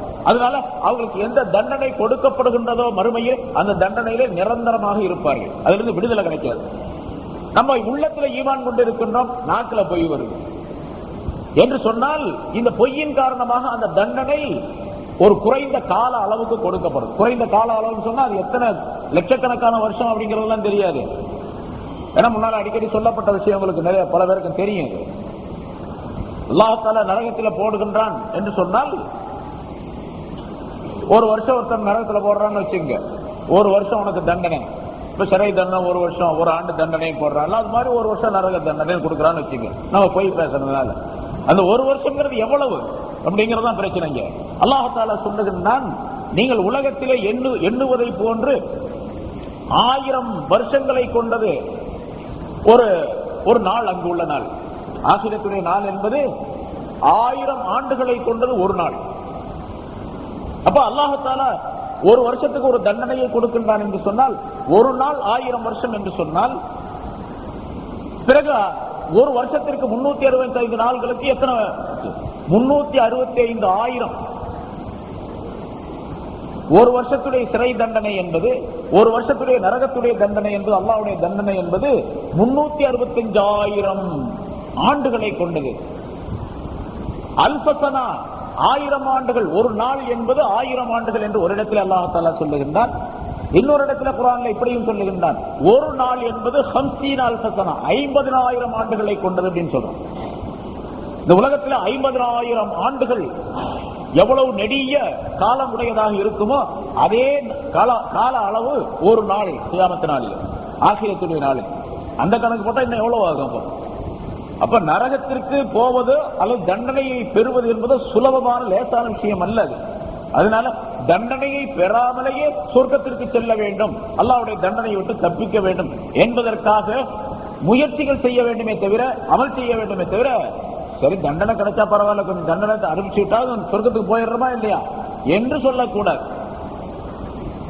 ஆக அல்லாஹ் தஆலா மீது பயம் வைக்க வேண்டும், அல்லாஹ் சொன்ன கட்டளைகளை முழுமையாக செய்ய வேண்டும் என்ற எண்ணம் இருக்க வேண்டும். இங்கே அல்லாஹ் தஆலா சொல்லுவது பிமா கானூ யக்ஸிபூன், அவர்கள் பொய் சொல்லிக் கொண்டிருந்த காரணத்தினால் நோவினை தரும் வேதனை அவர்களுக்கு உண்டு என்று சொல்லும் பொழுது, பொய் பேசுவதை ஒரு மூமினான மனிதன் மிக ஜாக்கிரதையாக பேணி வர வேண்டும். அதாவது அதை பொய் பேசாமல் இருக்க வேண்டும். பொய் எந்த நேரத்திலும் எந்த நிலையிலும் ஒரு மூமினான மனிதனுடைய நாவிலிருந்து பொய் வந்துவிடக் கூடாது என்பதிலே கவனம் உள்ளவர்களாக இருக்க வேண்டும் என்பதையும் அல்லாஹ் தஆலா இங்கே சொல்லி காட்டுகின்றார். ஏனென்றால் பொய் பேசுவது நிஃபாக்குடைய அடையாளம். முன்னால சொன்னான், முனாஃபிகீன்களுக்கு அடையாளம் ஸல்லல்லாஹு அலைஹி வஸல்லம் அவர்கள் 3 என்பதாக ஒரு ஹதீஸிலும் 4 என்பதாக மற்றொரு ஹதீஸிலும் அறிவிக்கின்றார்கள். அந்த 4 விஷயங்கள் முன்னால சொல்லப்பட்டு இருக்கின்றன. அவன் பேசினால் பொய் தான் பேசுவான். முனாஃபிகீனுடைய அடையாளங்களிலே பொய் பேசினால் பொய் தான் பேசுவான். ஏதாவது வாக்களித்தால் அந்த வாக்குக்கு மாற்றம் செய்வான். ஒப்பந்தம் செய்தால் அதை முறித்து விடுவான் என்று ஸல்லல்லாஹு அலைஹி வஸல்லம் அவர்கள் சொல்லுகின்றார்கள். இந்த 3 அடையாளங்களும் ஒரு சேர ஒரு மனிதனிடத்தில் இருந்தால் அவன் நிஃபாக், முனாஃபிக், சரியான முனாஃபிக்காக, முழுமையான முனாஃபிக்காக அவன் இருக்கின்றான். நிஃபாக் என்ற நயவஞ்சகத்தனத்திலே முழுமையாக இருக்கின்றான். மூன்றிலே ஏதாவது ஒன்று இருந்தால் அந்த அளவுக்கு அவனிடத்தில் நிஃபாக் இருக்கின்றது என்று ஸல்லல்லாஹு அலைஹி வஸல்லம் அவர்கள் சொல்லுகின்றார்கள். எனவே மூமினாக இருக்கக்கூடிய நாம் எந்த நேரத்திலும் எந்த நிலையிலும் எந்த பகுதியில் இருந்தும் பொய் என்பது வந்துவிடக் கூடாது என்பதில் கவனமாக இருக்க வேண்டும். ஸல்லல்லாஹு அலைஹி வஸல்லம் அவர்கள் சொல்லுகின்றார்கள், அல் கிதுபு யஅகுலுல் ஈமான் கமா தஅகுலுன் நார் அல் ஹதப். பொய் என்பது ஈமானை சாப்பிட்டு விடும், நெருப்பு விறகை சாப்பிட்டு அழித்து விடுவதை போன்று என்று ஸல்லல்லாஹு அலைஹி வஸல்லம் அவர்கள் சொல்லுகின்றார்கள். இது எவ்வளவு பெரிய விஷயம் பாருங்க. சாதாரணமாக தெரியுது நமக்கு. ஒரு மனிதன் திருடினால் கையை வெட்ட வேண்டும். அவன் விபச்சாரம் செய்தால், திருமணம் ஆனவனாக இருந்தால் அவன் கல்லால் இருந்து கொல்லப்பட வேண்டும். திருமணம் ஆகாதவனாக இருந்தால் அந்த மனிதன் கசையடி 100 கசையடிகள் கொடுக்கப்பட வேண்டும் அவனுக்கு. இதெல்லாம் சட்டம். கள்ளு குடிச்சா அவனுக்கு 80 கசையடிகள் கொடுக்கப்பட வேண்டும். அந்த மனிதன் அவதூறு சொன்னான், அவனுக்கு கசையடிகள் கொடுக்கப்பட வேண்டும். இப்படியெல்லாம் சில தண்டனைகள் இருக்கின்றன. இந்த குற்றத்தை செய்தால் என்ன தண்டனை, ஷரியத் மார்க்கத்தினுடைய முறைப்படி. இஸ்லாமிய ஆட்சியாக இருந்தால் அந்த தண்டனையை நிறைவேற்றுவார்கள். சரி, ஒருத்தன் பொய் சொன்னா அவனை எத்தனை அடி அடிக்கிறது? இங்க அடியெல்லாம் கிடையாது, அவனுக்கு கல்லால் அடிக்கிறதுலாம் கிடையாது, கையை வெட்டுறதும் கிடையாது, நாக்க வெட்டுறதும் கிடையாது, இதெல்லாம் எதுவுமே இல்லை. ஆனா எல்லாவற்றை விட மிக அதிகமான பாதிப்பு உள்ள ஈமான் போயிடும். ஈமானே போயிடுச்சுன்னு சொன்னா அப்புறம் இவனுக்கு தண்டனை என்ன பிரச்சனை இருக்குது? தண்டனை நிரந்தரமான தண்டனை தான்.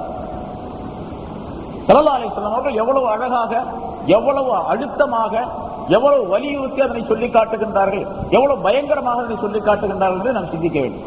பொய் என்பது ஈமானை சாப்பிட்டு விடும், நெருப்பு விறகை சாப்பிட்டு விடுவதை போன்று என்பதாக சொல்லுகின்றார்கள். அதில் அபூபக்கர் சித்திக் ரலியல்லாஹு தஆலா அன்ஹு அவர்கள் சொல்லுகின்றார்கள், ஈயாக்கும் வல் கிதுப், உங்களுக்கு நீங்கள் பொய் பேசுவதை உங்களுக்கு நான் எச்சரிக்கை செய்கின்றேன். ஃபஇன்னஹு முஜானிபுன் லில் ஈமான், அது ஈமானை ரொம்ப தூரப்படுத்தக்கூடியது, ஈமானை விட்டு உங்களை ரொம்ப தூரமாக ஆக்கி வைக்கக்கூடியது என்பதாக சொல்லுகின்றார்கள். ஈமானுக்கு அது உங்களுக்கு சம்பந்தமே இருக்காது, நீங்க பொய் பேசிக்கிட்டே இருக்க. நம்மள எவ்வளவு பேர் இருக்கிறோம் பாருங்க, வியாபாரிகள் அப்படின்னு சொன்னா எப்படி ஆஜத்து பொய் பேசாம வியாபாரம் செய்யறது என்று கேட்கக்கூடியவர் இருக்கிறாங்க. பொய் பேசாம எப்படி வியாபாரம் செய்யறது, பொய் பேசாம எப்படி கடை வைக்கிறது, பொய் பேசாம எப்படி லாபம் சம்பாதிக்கிறது, பொய் பேசாம எப்படி ஆபீஸுக்கு போறது, பொய் பேசாம எப்படி ஒரு ஆளோட காரியத்தை சாதிக்கிறது என்று கேட்கக்கூடிய மனிதர்கள் நிறைய இருக்கிறாங்க. பொய் பேசினா தான் எல்லாம் நடக்கும். பொய் தான் சொல்லணும்.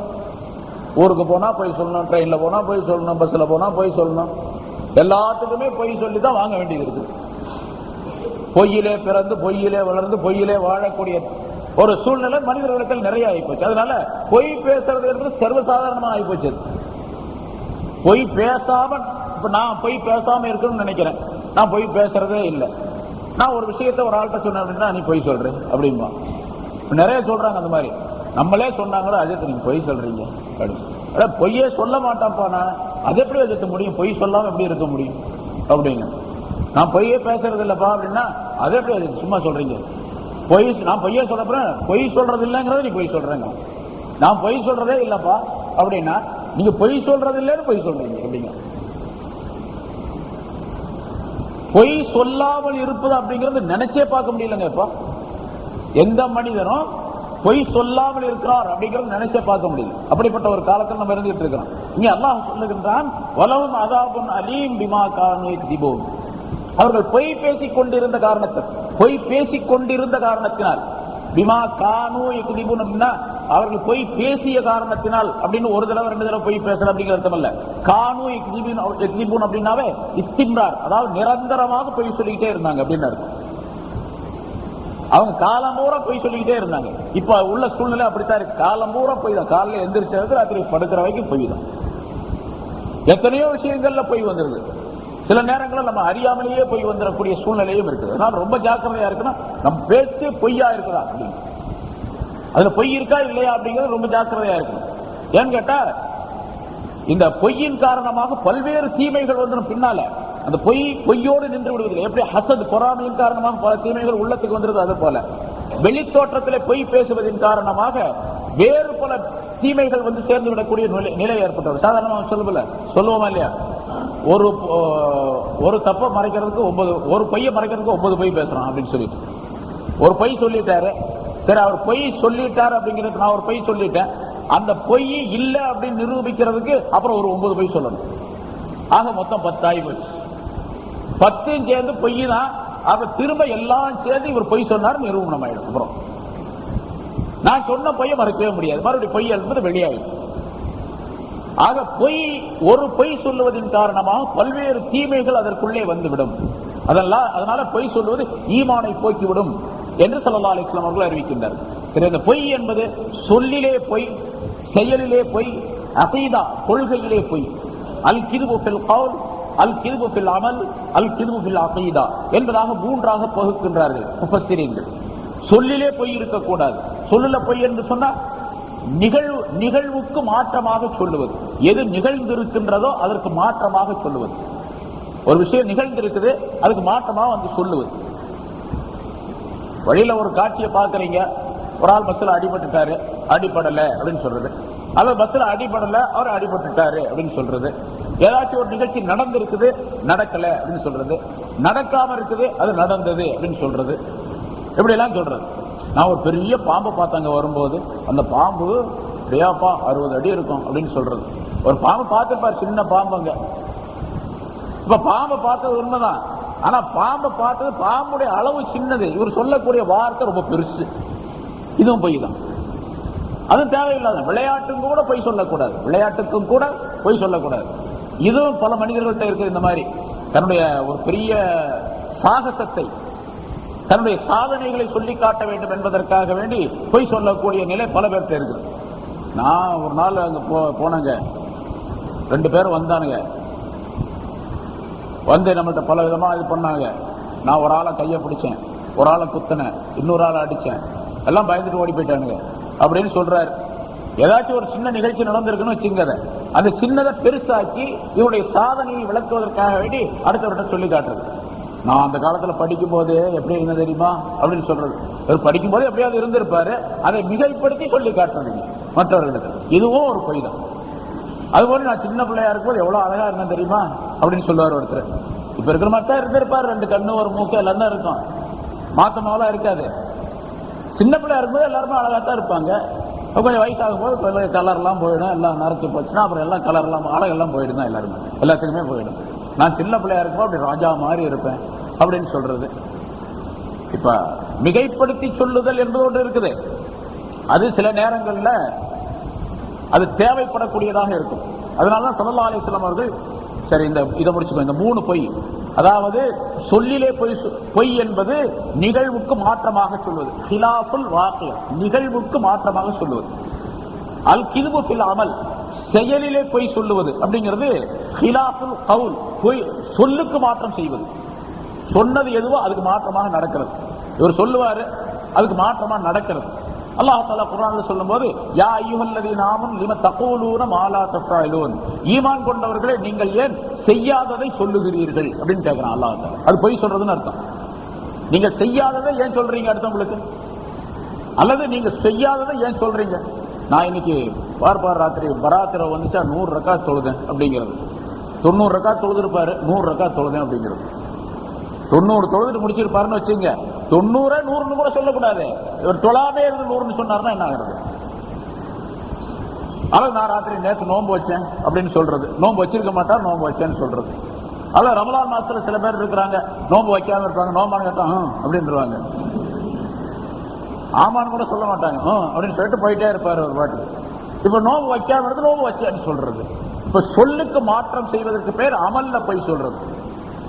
எதை செய்தாரோ அது அல்லாத வேறு விஷயத்தை சொல்றது, எதை சொல்லுகின்றாரோ அதற்கு மாற்றமா செய்யறது. இது அமலிலே பொய் அப்படிங்கிறது. அல் கிதுபு ஃபில் அகீதா, கொள்கை சம்பந்தப்பட்ட விஷயத்திலே பொய். அல்லாஹ் 2 பேர் தான், ஒருத்தன்லாம் கிடையாது அப்படின்னு சொல்றது. அல்லாஹ்ங்கிற 2 பேர் தான், வானத்துல ஒருத்தன் பூமியில ஒருத்தன் இருக்கிறான் அப்படின்னு சொல்றது. இப்ப அது கொள்கையில பொய். அது போனா ஈமான், அப்படி உண்மையிலே நம்பிக்கை கொண்டால் அது ஈமானே போயிடும். சரி, அப்படி இல்லை, அல்லாஹ் தஆலாவுடைய விஷயத்திலே எது எது அவனுக்கு சாத்தியமாகுமோ, எது எது அவனுக்கு இருக்க வேண்டுமோ அதையெல்லாம் ஒப்புக்கொள்ள வேண்டும். முன்னால ஈமானுடைய விஷயத்தில் சொல்லப்பட்டிருக்கிறது. அதுல சில விஷயங்களை இவர் மறுக்கிறார் அல்லது ஒப்புக்கொள்வது இல்லை. அல்லாஹ் தஆலா எல்லாம் சரிதான், அல்லாஹ் தஆலாவுக்கு உருவம் இருக்கத்தாங்க செய்யுது. உருவம் இல்லாம எப்படிங்க அல்லாஹ்னு ஒருத்தன் இருக்க முடியும் அப்படின்னு சொல்றாரு. அல்லாஹ்வுக்கு உருவம் கிடையாது. அவன் உருவமானவனும் அல்ல, அருவமானவனும் அல்ல. அல்லாஹ் உருவம் உடையவனும் அல்ல, அருவம் உடையவனும் அல்ல.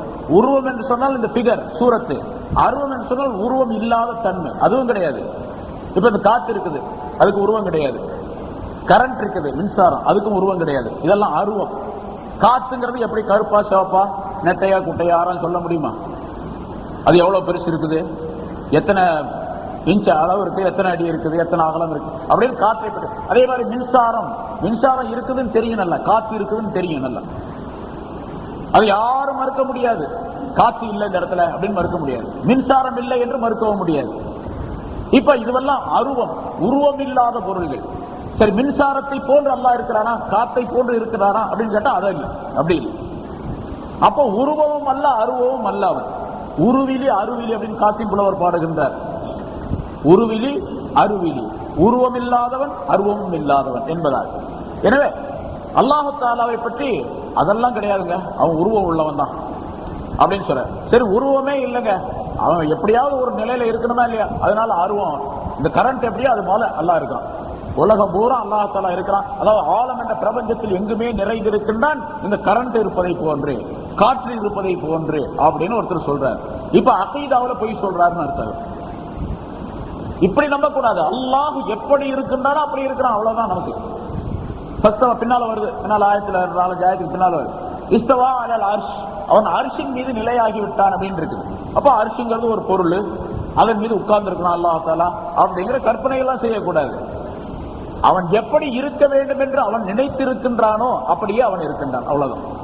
அவன் எப்படி இருக்கின்றானோ அப்படி இருக்கின்றான். இப்படித்தான் நம்பிக்கை கொள்ள வேண்டும். அவன் இப்படித்தான் இருக்கின்றான் என்று ஒரு கைது விட்டுவிட்டால், ஒரு வரைக்கு உட்படுத்தப்பட்டு விட்டால் அவன் வேறொரு பொருளாக ஆக்கப்பட்டுவிடும், மக்லூக்காக படைக்கப்பட்ட பொருளாக ஆயிடும். உட்படுத்தப்படுதல், ஒரு வரையறைக்கு உட்படுத்தப்படுதல் என்று அல்லாஹ்வுக்கு இருக்கக்கூடாது. அது மாதிரி உள்ள விஷயங்களிலே, அல்லாஹ் சம்பந்தப்பட்ட விஷயங்களிலே அல்லாஹ்வுக்கு மாற்றமாக இருக்கக்கூடிய, அவனுடைய தெய்வீக தன்மைக்கு மாற்றமாக இருக்கக்கூடிய, உலூஹியத் என்று சொல்லப்படக்கூடிய தெய்வீக தன்மைக்கு மாற்றமாக இருக்கக்கூடிய ஏதாவது ஒரு நம்பிக்கை வந்தால் அது அகீதாவில் போய் சொல்றார் அப்படின்னு. இப்ப ஒரு மூமினான மனிதருக்கு சொல்லிலே பொய் இருக்கக்கூடாது, அமலிலே பொய் இருக்கக்கூடாது, அகீதாவிலும் பொய் இருக்கக்கூடாது. சரி, அதே மாதிரி உலக சம்பந்தப்பட்ட எந்த விஷயத்திலும் பொய் வந்துடக்கூடாது. ஸல்லல்லாஹு அலைஹி வஸல்லம் அவர்கள் சொல்லுகின்றார்கள், 3 இடங்களிலே பொய் பேசுறது ஜாயிஸ் அப்படிங்கிறாங்க. ரொம்ப நல்லா இருக்குது இந்த ஹதீஸ், சொல்லிக் கொடுங்க, நாங்க அந்த மாதிரி பண்ணிக்கிறோம் அப்படின்னு சொல்லுவாங்க சில பேர். 3 இடங்களிலே பொய் சொல்லலாம், ஜாயிஸ் இருக்கு. ஒன்று போர்க்களத்திலே, யாருங்க போர்க்களத்துக்கு போறது? இப்போ ஜிஹாது செய்யக்கூடிய போர்க்களத்திலே எதிரிகள் சூழ்ந்து கொண்டிருக்கக்கூடிய நேரத்தில் பொய் சொல்லலாம். எதிரி படையிலிருந்து ஒருத்தன் உளவறியறதுக்காக வேண்டி வர்றான் முஸ்லிம் படையில. முஸ்லிம் படையில ஒரு ஆள் வந்து எதிரி படையில மாட்டிக்கிட்டான் அப்படின்னு வச்சுங்க. முஸ்லிம்கள்ல ஒரு ஆள், உங்க படையில எவ்வளவு பேர் இருக்கிறாங்க அப்படின்னு சொல்லும் போது, இவங்க 300 பேர் தான் இருக்கிறாங்கன்னு வச்சுங்க, 30,000 பேர் இருக்கிறாங்க அப்படின்னு சொல்றது. அல்லது அந்த இடத்துக்கு தகுந்த மாதிரி 30,000 பேர் அப்படின்னு சொன்னா இவன் உதப்பான் அப்படிங்கிறதுக்காக சரி 300 பேர் இருக்கிறாங்க அப்படின்னு சொல்றது. ஏதாச்சும் மாற்றி சொல்றது. அந்த இடத்துல எது நிகழ்வோ அதற்கு மாற்றமாக சொல்லுவது. ஏன்னு கேட்டா அந்த இடத்துல எதிரிகளிடத்திலிருந்து நாம் காப்பாற்றப்பட வேண்டும், எதிரிகளிடத்தில் நாம் ஜெயிக்க வேண்டும். தீனை காப்பாற்றுவதற்காக, தீனை உயரச் செய்வதற்காக உள்ள போர் ஜிஹாத் அப்படின்னு சொல்றது, மார்க்க போர். அந்த மார்க்க போரிலே பொய் சொல்லுவது கூடும். எதிரிகளிடத்திலே அவர்களுக்கு தப்பிப்பதற்காக வேண்டி பொய் சொல்வது கூடும். இதை ஸல்லல்லாஹு அலைஹி வஸல்லம் அவர்கள் பல இடங்கள்ல, ஜிஹாத் நடந்த இடங்கள்ல பல இடங்கள்ல சொல்ல அந்த மாதிரி சொல்லி இருக்கிறாங்க சஹாபாக்கள். ஸல்லல்லாஹு அலைஹி வஸல்லம் அவர்கள் அதனை வரவேற்று இருக்கின்றார்கள். அதே மாதிரி போர்க்களத்திலே அந்த பெருமையோடு நடந்து செல்லுதல். ஒரு சமயம் ஸல்லல்லாஹு அலைஹி வஸல்லம் ஒரு போருக்கு அனுப்பும் பொழுது ஒரு சஹாபியானவர் அந்த போர்க்களத்திலே தன்னுடைய வாளை எடுத்துக்கொண்டு அந்த போரை பற்றி, இன்று போர் செய்யக்கூடியவர்களுக்கு என்னென்ன சிறப்புகள் இருக்கின்றன, என்ன நன்மைகள் கிடைக்கும், அவர் ஷஹீதாகிவிட்டால் என்ன நன்மைகள் கிடைக்கும் அப்படின்லாம் ஸல்லல்லாஹு அலைஹி வஸல்லம் சொன்னாங்க. ஒருத்தர் வேகமா வாளை எடுத்துக்கிட்டு அந்த போர்க்களத்தில் நுழைஞ்சு போறாரு, ரொம்ப வீர நடை போட்டுக்கிட்டு போறாரு. அப்படி நெஞ்ச நிமித்திக்கிட்டு வாளை எடுத்துக்கிட்டு வில் எடுத்துக்கிட்டு ரொம்ப வேகமா அந்த போர்க்களத்தில் நுழைஞ்சு போறாரு மைதானத்துல. ஸல்லல்லாஹு அலைஹி வஸல்லம் அதை பார்த்த உடனே தங்களுடைய சஹாபாக்கள் சொன்னாங்க, இது ஒரு நடை, இந்த நடையை இந்த இடம் அல்லாத வேறு இடத்தை அல்லாஹ் விரும்புவதில்லை அப்படின்னு சொன்னாங்க. அவர் பெருமையோடு நடந்து போறாருங்க, பீடு நடை போடுகிறார், அப்படி வீர நடை போடுகின்றார். அந்த வீர நடை அவருக்கு ஒரு பெருமையோடு போறாருங்க. எதுக்காக வேண்டி? ஜிஹாதுக்காக வேண்டி. தன்னுடைய உயிர் போகணும் அல்லது வெற்றியாகணும் அப்படிங்கிறதுக்காக வேண்டி போறாரு அவர். அப்ப ஸல்லல்லாஹு அலைஹி வஸல்லம் சொன்னாங்க, இந்த நடை இந்த இடத்தில் தவிர வேறு இடத்துல அல்லாஹ் தஆலா விரும்புவது கிடையாது. அந்த போர்க்களத்தில் ஜாயிஸ் அனுமதிக்கப்பட்டது. எதிரிகளை வெல்வதற்காக வேண்டி, இஸ்லாத்தை உயரச் செய்வதற்காக வேண்டி அது. இரண்டாவது ஒரு இடம் இஸ்லாஹு தாத்தில் பைன், மனிதர்களுக்கு மத்தியிலே சமரசத்தை உண்டாக்குவது, சகோதரத்துவத்தை உண்டாக்குவது. ரெண்டு பேரும் சண்டை போட்டுக்கிட்டு இருக்கிறாங்க, ஏதாச்சும் ஒரு சின்ன பொய்ய சொன்னா அல்லது பெரிய பொய்ய சொன்னா ரெண்டு பேரும் சமாதானம் ஆயிடுவாங்க அப்படின்னு வச்சுங்க. அண்ணன் தம்பி ரெண்டு பேரும் சண்டை போட்டுக்கிட்டு இருக்காங்க, அல்லது மச்சான் மச்சனா ரெண்டு பேரும் சண்டை போட்டுக்கிட்டு இருக்கிறாங்க, ரெண்டு பெண்கள் சண்டை போட்டுக்கிட்டு இருக்கிறாங்க, சச்சரவு பண்ணி ரெண்டு பேரும் பேசுறதே கிடையாது. இந்த ரெண்டு பேத்துக்கு மத்தியில ஒரு சுமூகமான உறவை ஏற்படுத்தணும் அப்படின்னு சொன்னா சில பொய்யான விஷயங்களை, தகவல்களை சொன்னா ரெண்டு பேரும் ஒத்து வந்துருவாங்கன்னு இருக்குதுன்னு வச்சுங்க. ஏதாவது ஒரு விஷயத்தை சொல்லி, அதாவது சொத்து தகராறு இருந்துச்சு, அதுல ரெண்டு பேரும் சண்டை போட்டுக்கிட்டு பேசாம இருக்கிறாங்க, அல்லது ஏதாவது குடும்ப பிரச்சனைகள்ல இந்த உறவு முறைகள், ஏதாவது இப்பதான் கல்யாண காட்சிகள்லாம் வந்து கோவிச்சுக்கிறாங்களே, கல்யாணத்துக்கு கூப்பிடலன்னா பேச மாட்டாரு, சுன்னத்து கல்யாணத்துக்கு கூப்பிடலன்னா, கல்யாணத்துக்கு மட்டுமல்ல அவர் கத்தனா பண்றாரு கூப்பிடல அப்படின்னு சொன்னா கோவிச்சுக்காரு, வர்றதே கிடையாது. இவர் வீட்டுல கத்தனா பண்றாரு, என்ன கூப்பிடவே இல்லை இவர். அப்ப கூப்பிடாதனால இவர் அண்ணன் தம்பி கூட பேச மாட்டார், தம்பி அண்ணன் கூட பேச மாட்டார், மச்சான் மச்சனும் கூட பேச மாட்டார், பொண்டாட்டி புருஷன் கூட பேசுறது இல்லைங்க. அந்த மாதிரிலாம் நடக்கும். பொண்டாட்டி புருஷன் கூட பேசுறதே கிடையாது. காரணம் கேட்டா இந்த புருஷன் என்ன பண்ணாரா, அவங்க சொந்தக்கார வீட்டுல யாரோ ஒரு வீட்டுல கல்யாணம் நடந்துச்சான், அல்லது நிச்சயம் நடந்துச்சு, அல்லது சுன்னத்து கல்யாணம் நடந்துச்சு, கத்தனா நடந்துச்சு, பொண்டாட்டி கூட்டு போகலையா, நீங்க என்ன கூட்டு போகல, அதனால உங்க கூட பேச மாட்டேன் என்று கணவன் மனைவிக்கு இடையில தகராறு வர்றதெல்லாம் உண்டு நிறைய. இந்த மாதிரி நேரங்கள்ல ரெண்டு பேரும் சண்டை போட்டுட்டு இருக்காங்கன்னு வச்சுங்க, இவங்களை சமாதானப்படுத்துவதற்காக ஏதாச்சும் ஒரு பொய்யை சொன்னால், சரி இனிமேல் கோவிச்சுக்காத நான் உன்னை கூட்டு போறேன் அப்படின்னு பொண்டாட்டி சொல்றது, அல்லது அண்ணன் தம்பிகள் இடத்துல சண்டை போட்டுக்கிட்டா அந்த சண்டை சமாதானம் பண்ணி வைக்கிறதுக்காக வேண்டி ஏதாவது ஒரு சின்ன பொய்யை சொல்லி, அவர் உங்களுக்கு கொடுப்பாருங்க கண்டிப்பா, நீங்க என்ன கேட்கறீங்களோ அதெல்லாம் கொடுத்துருவார், நீங்க என்ன விரும்புறீங்களோ அது மாதிரி நடந்துக்குவார் கண்டிப்பா, அதுக்கெல்லாம் நான் கேரண்டிக்கு அப்படின்னு சொல்லி ரெண்டு பேரும் சமாதானம் பண்ணி வச்சிருது. அப்புறம் கொஞ்ச நாள் பொறுத்து கேட்பாரு, என்னங்க நீ கேரண்டி சொன்னீங்க ஒண்ணுமே செய்யலையே இது வரைக்கும், அப்படித்தாங்க இப்ப ரெண்டு பேரும் சேர்ந்துட்டீங்களா, பேசாம போயிட்டே இருங்க அப்படின்னு சொல்லிட வேண்டியது. ஸல்லல்லாஹு அலைஹி வஸல்லம் இதெல்லாம் சொல்லிக் கொடுக்கின்றார்கள். சரி, இது இரண்டாவது இடம். மூணாவது இடம், ஒரு மனிதன் தன்னுடைய மனைவி இடத்துல போய் சொல்லுவது, அவளை திருப்திப்படுத்துவதற்காக வேண்டி. ரொம்ப நாளா கோச்சுக்கிட்டே இருக்கிறா, எப்ப பார்த்தாலும் பேசுறதே கிடையாது, என்னன்னு கேட்டா பட்டுப்புடவை வாங்கி கொடுக்கல அப்படின்னு சொல்லிட்டு, அல்லது ஏதாச்சும் ஒரு நகை செஞ்சு போடல அப்படிங்கிறதுக்காக வேண்டி பேசுறதே கிடையாதுன்னு வச்சுங்க. சரி இனிமேல் நான் பேசுறதே கிடையாது, அதுக்காக வேண்டி என்ன பண்றது, அவரிடத்துல ஒரு பொய்யை சொல்லி, சரி எனக்கு இப்ப சம்பளம் வரட்டும், இந்த மாசம் சம்பளம் வந்த உடனே முதல் வேலை உனக்கு புடவை வாங்கி கொடுக்கறதுதான், உனக்கு நகை வாங்கி கொடுக்கறதுதான் அப்படின்னு சொல்லி முடிச்சு. இப்ப ரொம்ப சந்தோஷம், முதல் தேதியை பார்த்துக்கிட்டே இருப்பா. முதல் தேதி வந்த உடனே இருக்கிற செலவுக்கெல்லாம் காசை கொடுத்து போட்டு, பத்தியா இந்த மாசம் எல்லாம் செலவாகி போச்சு, அடுத்த மாசம் பார்த்துக்கலாம் அப்படின்னு சொல்லிட்டு கொஞ்சம் கொஞ்சமா ஏமாத்திர வேண்டியதுதான். இந்த பொய் சொல்றது இருக்கிறது இதுவும் ஜாயிஸ்மாக ஸல்லல்லாஹு அலைஹி வஸல்லம் சொல்லுங்க. கிதுபுர் ரஜ்லி இம்ராத்திஹி லியுர்தியஹா, அவளை திருப்திப்படுத்துவதற்காக வேண்டி மனைவி இடத்துல பொய் சொல்லுவது கூடும்.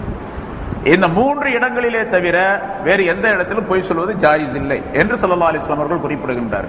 ஆக இந்த முனாஃபிகீன்கள் சம்பந்தமாக அல்லாஹ் தஆலா சொல்லி காட்டி, வலஹும் அதாபுன் அலீம், அவர்களுக்கு உலகத்திலும் தண்டனை, அந்த மனநோய் ஏற்படுவது உலகத்தில் தண்டனை, அந்த நோயை அதிகமாக்கியே அல்லாஹ் தஆலா அவர்களை அழிக்கின்றார் இந்த உலகத்தில்.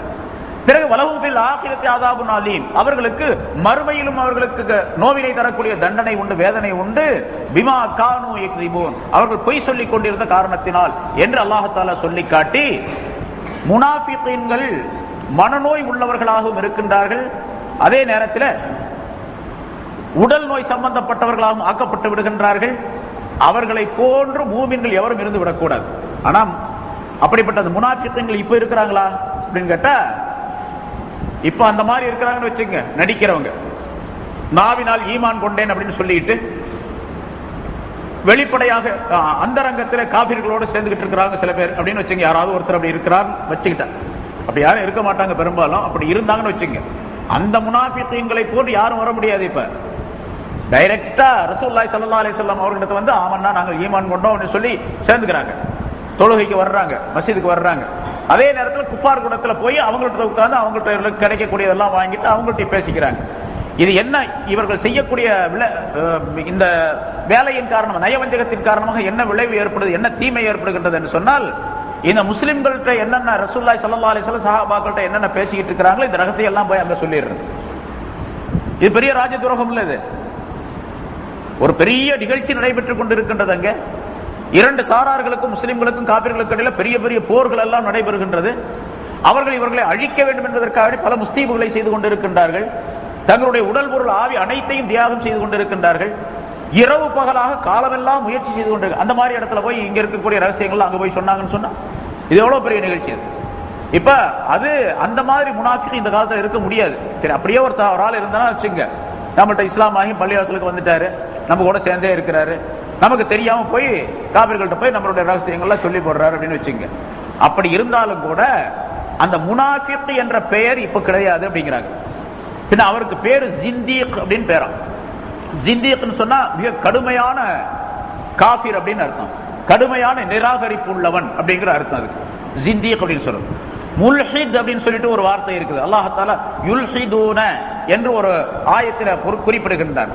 முல்ஹித் அப்படின்னு சொன்னா குஃபுரை மறைத்து வைத்துக் கொண்டு செயல்படக்கூடியவர்கள் அவர்கள், குஃபுர்ல கடுமையாக இருக்கக்கூடியவர்கள் அவர்கள். இந்த ஜிந்தீக் அப்படின்னு சொன்னா அந்த காலத்துல முனாஃபிகீன்கள் இருந்தார்களே, அதே போன்று மனதுக்குள்ளே குஃபுரை மறைத்து வைத்துக் கொண்டு வெளித்தோற்றத்திலே மூமின்களோடு இருப்பதாக நடித்துக் கொண்டிருப்பவர்களுக்கு பேர் இந்த காலத்துல ஜிந்தீக் அப்படின்னு சொல்லப்படும். ஸல்லல்லாஹு அலைஹி வஸல்லம் காலத்துல யாரை முனாஃபிக் என்று சொன்னோமோ அவர்களை இந்த காலத்தில் ஜிந்தீக் என்று சொல்ல வேண்டுமே தவிர இவர்களை முனாஃபிக் என்பதாக சொல்லுவது சரியல்ல என்பதாக பல உலமாக்களுடைய கருத்தாகும். இப்ப ரசூலுல்லாஹி இன்னொரு விஷயம் விளக்கப்படுகின்றது, நமக்கு தெரிந்து கொள்ள வேண்டும். ரசூலுல்லாஹி ஸல்லல்லாஹு அலைஹி வஸல்லம் அவர்களுக்கு அல்லாஹ் தஆலா அறிவித்து கொடுத்து கொண்டிருந்தார், இந்த மாதிரி இந்த மனிதர்கள் இப்படி எல்லாம் செய்கின்றார்கள் என்பதாக. இங்கே பொதுவாகவும் சில இடங்கள்ல இந்த முனாஃபிகீன்களிலே சில பேர் இப்படியெல்லாம் திட்டம் போடுகின்றார்கள் நபியே என்பதாக சொல்லி அவர்கள் போடக்கூடிய திட்டங்களை ரகசியமாக செய்யக்கூடிய அந்த ஆலோசனைகளை எல்லாம் அல்லாஹ் தஆலா வஹீயின் மூலமாக பகிரங்கப்படுத்தி கொண்டிருந்தார். பகிரங்கப்படுத்துவதோடு மட்டுமல்லாமல் இன்னென்ன நபர்கள் முனாஃபிக்கை சார்ந்தவர்கள், நிஃபாக்கை சார்ந்தவர்கள், இவர்கள் எல்லாம் முனாஃபிக்கினுடைய பட்டியலிலே உள்ளவர்கள் என்பதாகவும் அறிவித்து கொடுத்து கொண்டிருந்தார். அப்படி இருக்கும்போது ரசூலுல்லாஹி ஸல்லல்லாஹு அலைஹி வஸல்லம் அவர்கள் ஹிஜ்ரி 8வது வருஷத்துக்கு பின்னால தனிப்பெரும் அரசாட்சி உள்ளவர்களாக ஆயிட்டாங்க, பெரிய வெற்றி உள்ளவர்களாக ஆயிட்டாங்க. அவங்க கையில் அரசாங்கம் இருந்தது. யாராவது தவறு செஞ்சா அவர்களை கொலை செய்வதற்கு அதிகாரம் இருந்தது மார்க்க முறைப்படிக்கு. இந்த யார் யார் முனாஃபிகீன்கள் இருக்கின்றா அவங்கள கூப்பிட்டு எல்லாத்தையும் காலி பண்ணிடலாம்ல, எல்லாத்தையும் கத்தல் பண்ணிடலாம், வெட்டிடலாமே. பிறகு ரசூலுல்லாஹி ஸல்லல்லாஹு அலைஹி வஸல்லம் ஏன் அவங்களோட தங்களுடைய அந்த ஆளுகளை வச்சுக்கிட்டு இருந்தாங்க கடைசி வரைக்கும்? அந்த மாதிரி முனாஃபிகீன்களை தங்களோடு ஏன் சேர்த்து வைத்துக் கொண்டார்கள் என்பதற்கு பல காரணங்கள் சொல்லப்பட்டு இருக்கின்றன. ரசூலுல்லாஹி ஸல்லல்லாஹு அலைஹி வஸல்லம் அவர்களே சொல்லுகின்றார்கள், ஹஜ்ரத் உமர் ரலியல்லாஹு தஆலா அன்ஹு அவர்களிடத்தில் சஹாபாக்களுக்கெல்லாம் இந்த மாதிரி ஒரு எண்ணம் இருந்தது. முனாஃபிகீன் யார் யாருன்னு ரசூலுல்லாஹி ஸல்லல்லாஹு அலைஹி வஸல்லம் நல்லா தெரியும், ஆளை கூப்பிட்டு காலி பண்ண வேண்டியதுதானே என்று சொன்னா கூட நான் வெட்டி போடுவேன் அப்படின்னு பல பேர் நினைச்சாங்க. அதுல ஹஜ்ரத் உமர் ரலியல்லாஹு தஆலா அன்ஹு அவர்களும் ஒருவர். முனாஃபிக் யாருன்னு அல்லாஹ் சொல்லி கொடுத்தான், ரசூலுல்லாஹ்வுக்கு தெரியும், ஸல்லல்லாஹு அலைஹி வஸல்லம் ஏன் சும்மா விட்டுக்கிட்டு இருக்காங்க என்று ஒரு எண்ணம். அதனால உமர் ரலியல்லாஹு கூப்பிட்டு ஸல்லல்லாஹு அலைஹி வஸல்லம் அவர்கள் சொல்லுகின்றார்கள், அக்ரஹு அன் யதஹத்தஸல் அரபு அன்ன முஹம்மதன் யக்துல் அஸ்ஹாப. இப்ப வெளித்தோற்றத்தில் இந்த முனாஃபிகீன்கள் எல்லாம் இந்த சஹாபாக்களோடு சேர்ந்து கொண்டு இருக்கின்றார்கள். வெளித்தோற்றத்தில் ஈமான் கொண்டோம் அப்படின்னு சொல்லிட்டு சேர்ந்துகிட்டு இருக்கிறாங்க. அந்த ஆள்ல ஒரு ஆளை பிடிச்சு நான் வெட்டினேன் அப்படின்னு சொன்னா, கொலை செஞ்சா இந்த அரபு மக்கள் என்ன சொல்லுவாங்க? இந்த முஹம்மத் தன்னுடைய சஹாபாக்கள் தன்னுடைய தோழர்களையே கொலை செய்து விட்டார் அப்படின்னு சொல்லுவாங்க, பழி கூறுவார்கள். இது அவர்களோடு நின்று போவதல்ல, உலகம் முழுவதும், இது கியாமத் நாள் வரைக்கும் உலகம் முழுவதும் பரவக்கூடிய செய்தி. இன்னைக்கும் சொல்லிட்டு இருப்பான். எதுவுமே செய்யாத நேரத்திலேயே இப்ப பல குற்றச்சாட்டுகள் சொல்றான். முஹம்மது ஸல்லல்லாஹு அலைஹி வஸல்லம் அவர்கள் வாளால தான் பரப்பினாரு, அவர் அப்படி செய்தாரு இப்படி செய்தாரு என்று சொல்லி பல குற்றச்சாட்டுகள். அது மற்ற மதுஹபை சேர்ந்தவர்கள் மட்டுமல்ல, நமக்குள்ள இருக்கக்கூடியவர்களும் கூட சொல்லக்கூடிய நிலை. தஸ்லீமா நஸ்ரீன், சல்மான் ருஷ்தி போன்ற இந்த புல்லுருவிகள் எல்லாம் செய்யக்கூடிய விஷயங்கள், இதெல்லாம் அவங்களுக்கு கிடைக்கக்கூடிய வாய்ப்பு. இப்படி செஞ்சிருந்தாங்கன்னு வச்சுங்க, அந்த முனாஃபிகீன்களை கத்தல் பண்ணியிருந்தாங்க ஸல்லல்லாஹு அலைஹி வஸல்லம் அவர்கள், இப்ப பேசுவதற்கு பெரிய வாய்ப்பு கிடைச்சிருக்கு இந்த உலகத்துல. ஸல்லல்லாஹு அலைஹி வஸல்லம் அதை முன்னறிவிப்பாக சொல்லி காட்டுகின்றார்கள். அரபியர்களை மட்டும் குறிப்பிட்டு சொல்லுகின்றார்கள். இந்த அரபிகள் சொல்லி விடுவார்கள், இப்படி முஹம்மத் தன்னுடைய தோழர்களை வெட்டி கொண்டிருக்கின்றார், கொலை செய்து கொண்டிருக்கின்றார் என்று சொல்லிடுவார். அதை நான் வெறுக்கிறேன், அதை நான் விரும்பவில்லை என்று ஸல்லல்லாஹு அலைஹி வஸல்லம் அவர்கள் உமர் ரலியல்லாஹு தஆலா அன்ஹு இடத்துல சொன்னாங்க. அடுத்தது இன்னொரு காரணம், இது ஒரு காரணம். இன்னொரு காரணம், இந்த உள்ளொன்று பைத்து, அதாவது நாவினால் இஸ்லாத்தை ஏற்றுக்கொண்டதாக சொல்லி மனதினால் காபிர்களுடன் சேர்ந்து கொண்டிருக்கக்கூடிய இந்த முனாஃபிகீன்கள் நபி அவர்களிடத்தில் வரும் பொழுது அவர்களுக்கு நன்றாக தெரியும், நம்ம பேசுறது, நம்ம திட்டம் போடுறது, நம்ம காபிர்களிடத்தில் போய் சொல்லுவது எல்லாமே இந்த ரசூலுல்லாவுக்கு தெரியத்தான் செய்யும், தெரியத்தான் செய்கின்றது. இருந்தாலும் நம்மள ஒண்ணுமே செய்யறது இல்லையே, இவரு நம்மளை எதுவுமே குற்றம் சொல்றதே இல்லையே, எவ்வளவு நல்லவர் அப்படின்னு சொல்லி ரசூலுல்லாஹி ஸல்லல்லாஹு அலைஹி வஸல்லம் அவர்களின் மீது ஒரு அன்பு ஏற்படுவதற்காக வேண்டும். நபி அவர்கள் மீது அன்பு ஏற்பட்டால் இந்த தீனின் மீது அன்பு ஏற்பட்டு விடும். அதன் காரணமாக முன்னால போன ஆயத்தில் உள்ள விளக்கம் சொன்னா, அந்த அப்துல்லாஹ் இப்னு உபை என்ற அந்த மனிதன், முனாஃபிகீன்களுடைய தலைவன் இறந்த நேரத்திலே ரசூலுல்லாஹி ஸல்லல்லாஹு அலைஹி வஸல்லம் தொழ வைத்தார்கள், ஜனாஸா தொழ வைத்தார்கள் அந்த மனிதருக்கு. ஹஜ்ரத் உமர் ரலியல்லாஹு தஆலா அன்ஹு ரசூலுல்லாஹ்வுடைய சட்டை பிடிச்சு இழுத்தாங்க, யார் ரசூலுல்லாஹ் நீங்க போகாதீங்க, தொழ வைக்காதீங்க அப்படின்னாங்க. இல்ல நான் தொழ வைக்கத்தான் செய்வேன். அல்லாஹ் தஆலா சொன்னான், குர்ஆன்ல சொல்லி காட்டுகிறான் ஒரு இடத்துல, ஏன் தஸ்தக்ஃபிர் லஹும் 70 மர்ரத்தன் லன் யக்ஃபிர் அல்லாஹு லஹும், நீங்க 70 தடவை மன்னிப்பு கேட்டாலும் அவர்களுக்கு நான் மன்னிக்க மாட்டேன் அப்படிங்கிறான் அல்லாஹ் தஆலா. 70 தடவை ரசூல், அல்லாஹ்வுடைய நபி 70 தடவை மன்னிப்பு கேட்டாலும் நான் மன்னிக்க மாட்டேன் அப்படின்னு அல்லாஹ் தஆலா சொல்றான். ஸல்லல்லாஹு அலைஹி வஸல்லம் அந்த ஆயத்தை இறங்கின பிறகு சொன்னாங்க, 70க்கு மேல கேட்டா அல்லாஹ் மன்னிப்பான் என்று நான் நினைத்தால் நான் கேட்பேன் அப்படின்னாங்க. 70 தடவைக்கு மேல மன்னிப்பு கேட்டால், இஸ்திக்ஃபார் செய்தால் அல்லாஹ் மன்னிப்பான் என்று இருந்தால் நான் கேட்பேன் அப்படின்னு சொன்னாங்க. பிறகு அல்லாஹ் தஆலா தெளிவாக சொல்லிட்டான், லா தகும், அதாவது அவர்கள் இறந்து விட்டால் அவருடைய கபரிலே நீ நிற்க வேண்டாம், தொட வைக்க வேண்டாம் என்று அல்லாஹ் தஆலா தெளிவாக சொல்லிவிட்டான். அவர்கள் யாருக்கும் நீ தொட வைக்க வேண்டாம் என்பதாக. வலா சல்லி அலைஹிம் மாத்த அபதா என்று அல்லாஹ் தஆலா சொல்லக்கூடிய ஒரு ஆயத்து. அதாவது முனாஃபிகீன்கள் இறந்து விட்டால் அவர்களுக்கு யாருக்கும் எப்பொழுதுமே நீங்கள் தொட வைக்க வேண்டாம் என்று அல்லாஹ் தஆலா சொல்லிவிட்டார். அதனால உமர் ரலியல்லாஹு தஆலா அவர்கள் எதை நினைத்தார்களோ அதற்கு தோதாக ஆயத்து இறங்கியது. இருந்தாலும் முன்னால் நம்ம சொன்னா, அந்த ஜனாசாவை, அப்துல்லாஹ் இப்னு உபையுடைய ஜனாசாவை ஸல்லல்லாஹு அலைஹி வஸல்லம் அவர்கள் தொழ வைத்த காரணத்தினால் இவர் எவ்வளவுலாம் கொடுமை செஞ்சார், எவ்வளவு நிஃபாக்குத்தனமா நடந்து கொண்டான், எவ்வளவு பொறாமை வைத்திருந்தான், எவ்வளவு பெரிய தீமைகள் எல்லாம் இந்த ரசூலுக்கு செய்தான். அப்படி இருந்தும் கூட இவர் இறந்த உடனே இவர் வந்து தொழ வைக்கிறார் பாருங்க, எவ்வளவு கருணை உள்ள நபி என்று. அந்த அப்துல்லாஹ் இப்னு உபையை சேர்ந்த அந்த கூட்டத்தினர் 1000 பேர் அன்று இஸ்லாத்துக்கு வந்தாங்க, தௌபா செய்தாங்க. ஒரே நாள்ல ஒரே நேரத்துல 1000 பேர் தங்களுடைய நிஃபாக் என்ற நயவஞ்சகத்தனத்தை விட்டு தௌபா செய்து பூரணமாக ஈமானை ஏற்றுக்கொண்டார்கள் என்று சொல்லப்படுது. அந்த காரணத்திற்காக ஸல்லல்லாஹு அலைஹி வஸல்லம் விட்டு வச்சிருந்தாங்க. இன்னொரு காரணம், இமாம் மாலிக் ரஹ்மத்துல்லாஹி அவர்கள் சொல்லுகின்றார்கள், ரசூலுல்லாஹி ஸல்லல்லாஹு அலைஹி வஸல்லம் அவர்கள் மக்களுக்கு மத்தியிலே எப்படி இருந்தார்கள் என்று சொன்னால், ஒரு நீதிபதி. அவர்கள் ஸல்லல்லாஹு அலைஹி வஸல்லம் ஒரு நீதிபதி. நீதிபதிக்குள்ள வேலை என்னவென்று சொன்னால், நஹ்னு நஹ்குமு பில்லாஹிர், வெளித்தோற்றத்தை கொண்டுதான் நாங்கள் தீர்ப்பு செய்வோம், அவ்வளவுதான். என்கிட்ட வந்து ஒருத்தர் ஃபத்வா கேட்கிறாரு ஒரு விஷயத்தை சொல்லி, அவர் என்ன வெளித்தோற்றத்தில் என்ன சொல்லுகின்றாரோ அதை வச்சுதான் நான் தீர்ப்பு செய்ய முடியும். அவருடைய கல்வை போய் ஆராய்ச்சி செஞ்சு கொண்டிருக்கிறது என்னுடைய வேலையல்ல, என்னால் முடியவும் முடியாது. வெளித்தோற்றத்தை வைத்துத்தான் தீர்ப்பு செய்ய முடியுமே தவிர அந்தரங்கத்தை கண்டுகொள்வது என்பது ஒரு ஹாக்கிமுடைய வேலை அல்ல, ஒரு நீதிபதியுடைய வேலை அல்ல, அது செய்யவும் கூடாதவர். அதனால் ரசூலுல்லாஹி ஸல்லல்லாஹு அலைஹி வஸல்லம் அவர்கள் ஒரு ஹாக்கிமாக இருந்தார்கள், நீதிபதியாக இருந்தார்கள். அந்த நீதிபதியினுடைய வேலை, இவர் சொல்லுகின்றார் ஆமன்னா, நாங்கள் ஈமான் கொண்டோம் சொல்லிட்டார், அவ்வளவுதான், சேர்த்துக்க வேண்டியது. பிறகு கல்வி எப்படி இருக்குதுன்னு பார்க்கறது அல்லாஹ்வுடைய வேலை, நமக்கு அதுக்கு சம்பந்தம் இல்லை. அதனால ஸல்லல்லாஹு அலைஹி வஸல்லம் அவரை கொலை செய்யவில்லை. ஈமான் கொண்டோம் சொல்லிட்டார்ல, வா நம்ம கட்சிக்கு வந்துரு, நான் உன்னை எதுவும் செய்ய மாட்டேன்.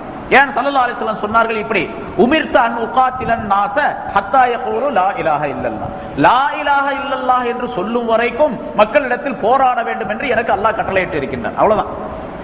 லா இலாஹ சொல்லிட்டாங்க, ஃபைதா காலுஹா, அந்த லா இலாஹ இல்லல்லாஹ் என்ற கலிமாவை சொல்லிவிட்டால், அஸபு மின்னி திமாஅஹும் வ அம்வாலஹும், அவருடைய ரத்தத்தையும் ரத்தங்களையும் அவருடைய பொருள்களையும் என்னிலிருந்து அவர்கள் காப்பாற்றிக் கொண்டார்கள், இல்லா பிஹக்ஹா, அதற்குரிய முறையை தவிர. அந்த பொருளை எடுப்பது சில முறைகள் படி, ஜகாத்து சதகா போன்ற செலவுகளுக்காக வேண்டி அவர்களிடத்திலிருந்து வாங்குவது, அது அல்லாமல் அவருடைய பொருளை எடுப்பது என்பது கூடாது. அதே போன்று அவருடைய உயிரை கொலை செய்வதும் கூடாது, அதற்குரிய முறையை தவிர. அவர்கள் தப்பு செய்து விட்டார்கள், கொலை செய்து விட்டார்கள் என்றால் கொலை செய்ய வேண்டும், அவ்வளவுதான். அந்த முறையை தவிர வேறு எந்த விதத்திலும் அவருடைய பொருளையோ அவருடைய ரத்தத்தையோ நான் வாங்குவது என்பது முடியாது. அதிலிருந்து பாதுகாப்பு கிடைத்துவிடும் அவர்களுக்கு. வஹிசாபுஹும் அலல்லாஹ் அஸ்ஸ வஜல், அவருடைய கணக்கு அல்லாஹ் இடத்துல இருக்குது. அதான் அல்லாஹ் கணக்கு கேட்டுக்குவான், நமக்கு பிரச்சனை இல்லை. ஆக லா இலாஹ இல்லல்லாஹ் என்று சொன்னால் சொல்லும் வரைக்கும் தான் போரிட வேண்டும் என்று அல்லாஹ் தஆலா, போராட வேண்டும் என்று அல்லாஹ் தஆலா எனக்கு கட்டளையிட்டு இருக்கின்றார் என்ற இந்த ஹதீஸின் படிக்கு அவர்கள் லா இலாஹ இல்லல்லாஹ் முஹம்மது ரசூலுல்லாஹ் என்ற கலிமாவை சொல்லிவிட்டார்கள். அதனால் அவர்களுக்கு பாதுகாப்பு, அவர்களை கொலை செய்ய முடியாது. இங்க அந்த முனாஃபிகீன்கள் என்று தெரிந்து கொண்டே ரசூலுல்லாஹி ஸல்லல்லாஹு அலைஹி வஸல்லம் அவர்கள் ஏன் வைத்துக் கொண்டிருந்தார்கள் என்பதற்கு இதுவெல்லாம் காரணம். அதே போன்றுதான் ஒரு மனிதன் முஸ்லிம்களாக இருக்கக்கூடிய, நம்மில இருக்கக்கூடிய மூமின்களாக இருக்கக்கூடிய மனிதர்களிலே ஒருத்தர் வெளித்தோட்டத்தில் வந்து கலிமாவை சொல்லி இஸ்லாத்துக்கு வந்துடுறார். அவர் ஆதரிச்சு அவருக்கு வேண்டிய வழிவகைகளை வசதிகளை எல்லாம் செய்து கொடுப்பது கட்டாயம். நீ நாக்குல மட்டும்தான் கலிமா சொல்ற, உன் மனசெல்லாம் சரியில்லை என்று சொல்லுவதற்கு நமக்கு அதிகாரம் கிடையாது. ஒரு ஆள் வர்றாருன்னு வச்சுங்க, அடுத்த மற்ற கவுமை சேர்ந்த ஒருத்தர், நான் முஸ்லீம் ஆகிறேன் களிமா சொல்லி கொடுங்க அப்படின்னு களிமா சொல்லி கொடுத்தார். சார் களிமா சொன்னாரு, தொழுக வர்றாரு, வெளித்தோட்டத்தில் வர்றாரு, போறாரு, நோன்பு வைக்கிறாரு, எல்லாம் செய்யறாருன்னு வச்சுங்க. மற்ற அந்தரங்கமான நிலையில அவர் எப்படி இருக்கிறார் அப்படிங்கிறது நமக்கு தெரியாது. அதனால அவர் வெளித்தோற்றத்தை வைத்து நாம் தீர்ப்பு செய்ய வேண்டுமே தவிர, அவருக்கு இஸ்லாத்தின் படிக்கு அவருடைய நிலைகளை எல்லாம் உண்டாக்கி கொள்ள வேண்டும், அமைத்துக் கொடுக்க வேண்டும். சரி, அவருக்கு திருமணம் செய்ய வேண்டும், ஒரு முஸ்லிமான பெண்ணை திருமணம் செய்து வைக்கலாம். அவர் மௌத்தா போயிட்டார், கபிரிஸ்தான்ல அடக்கலாம், ஜனாசா தொழுக வைக்கலாம். சில பேர் அவரை பார்த்து சொல்றாங்க, என்ன அவர் களிமா சொல்லி கொடுத்தீங்க, அவர் பாட்டுக்கு எப்ப பார்த்தாலும் காபிர்களோட தானே இருக்கிறாரு, அவரு அங்கதானே போறாரு வர்றாரு எல்லாம் செய்யறாரு அப்படின்னு சொல்றாங்க. ஆனா அவர் களிமா சொன்னதற்கு அடையாளமாக சில நேரங்களில் வந்து தொழுகிறாரு, நோன்பு வைக்கிறாரு, மற்ற காரியங்கள்லாம் சில செஞ்சுக்கிட்டு இருக்கிறாரு அப்படின்னு சொன்னா, அவர் முஸ்லிம் ஆகிவிட்டார் என்ற அடிப்படையிலே அவர் முஸ்லிமுக்கு என்னென்ன வேலைகளை செய்ய வேண்டுமோ, என்னென்ன கடமைகளை செய்ய வேண்டுமோ அதையெல்லாம் அவருக்கு செய்து வைக்க வேண்டும். அவர் கேட்டால் செய்து கொடுக்க வேண்டும். அவர் இறந்து விட்டால் ஜனாசா தொழ வைக்க வேண்டும், அடக்கப்பட வேண்டும், எல்லாம் செய்யும். அவ்வளவுதான். இவ்வளவு மட்டும் நாம் செய்வோமே தவிர, பிறகு அந்தரங்கத்துடைய விஷயம் அல்லாஹ்வை சார்ந்தது. ஹிசாபுஹு அலல்லாஹ், அவருடைய கணக்கு அல்லாஹ்ட்ட உள்ளது, அல்லாஹ் பார்த்துக்கணும்.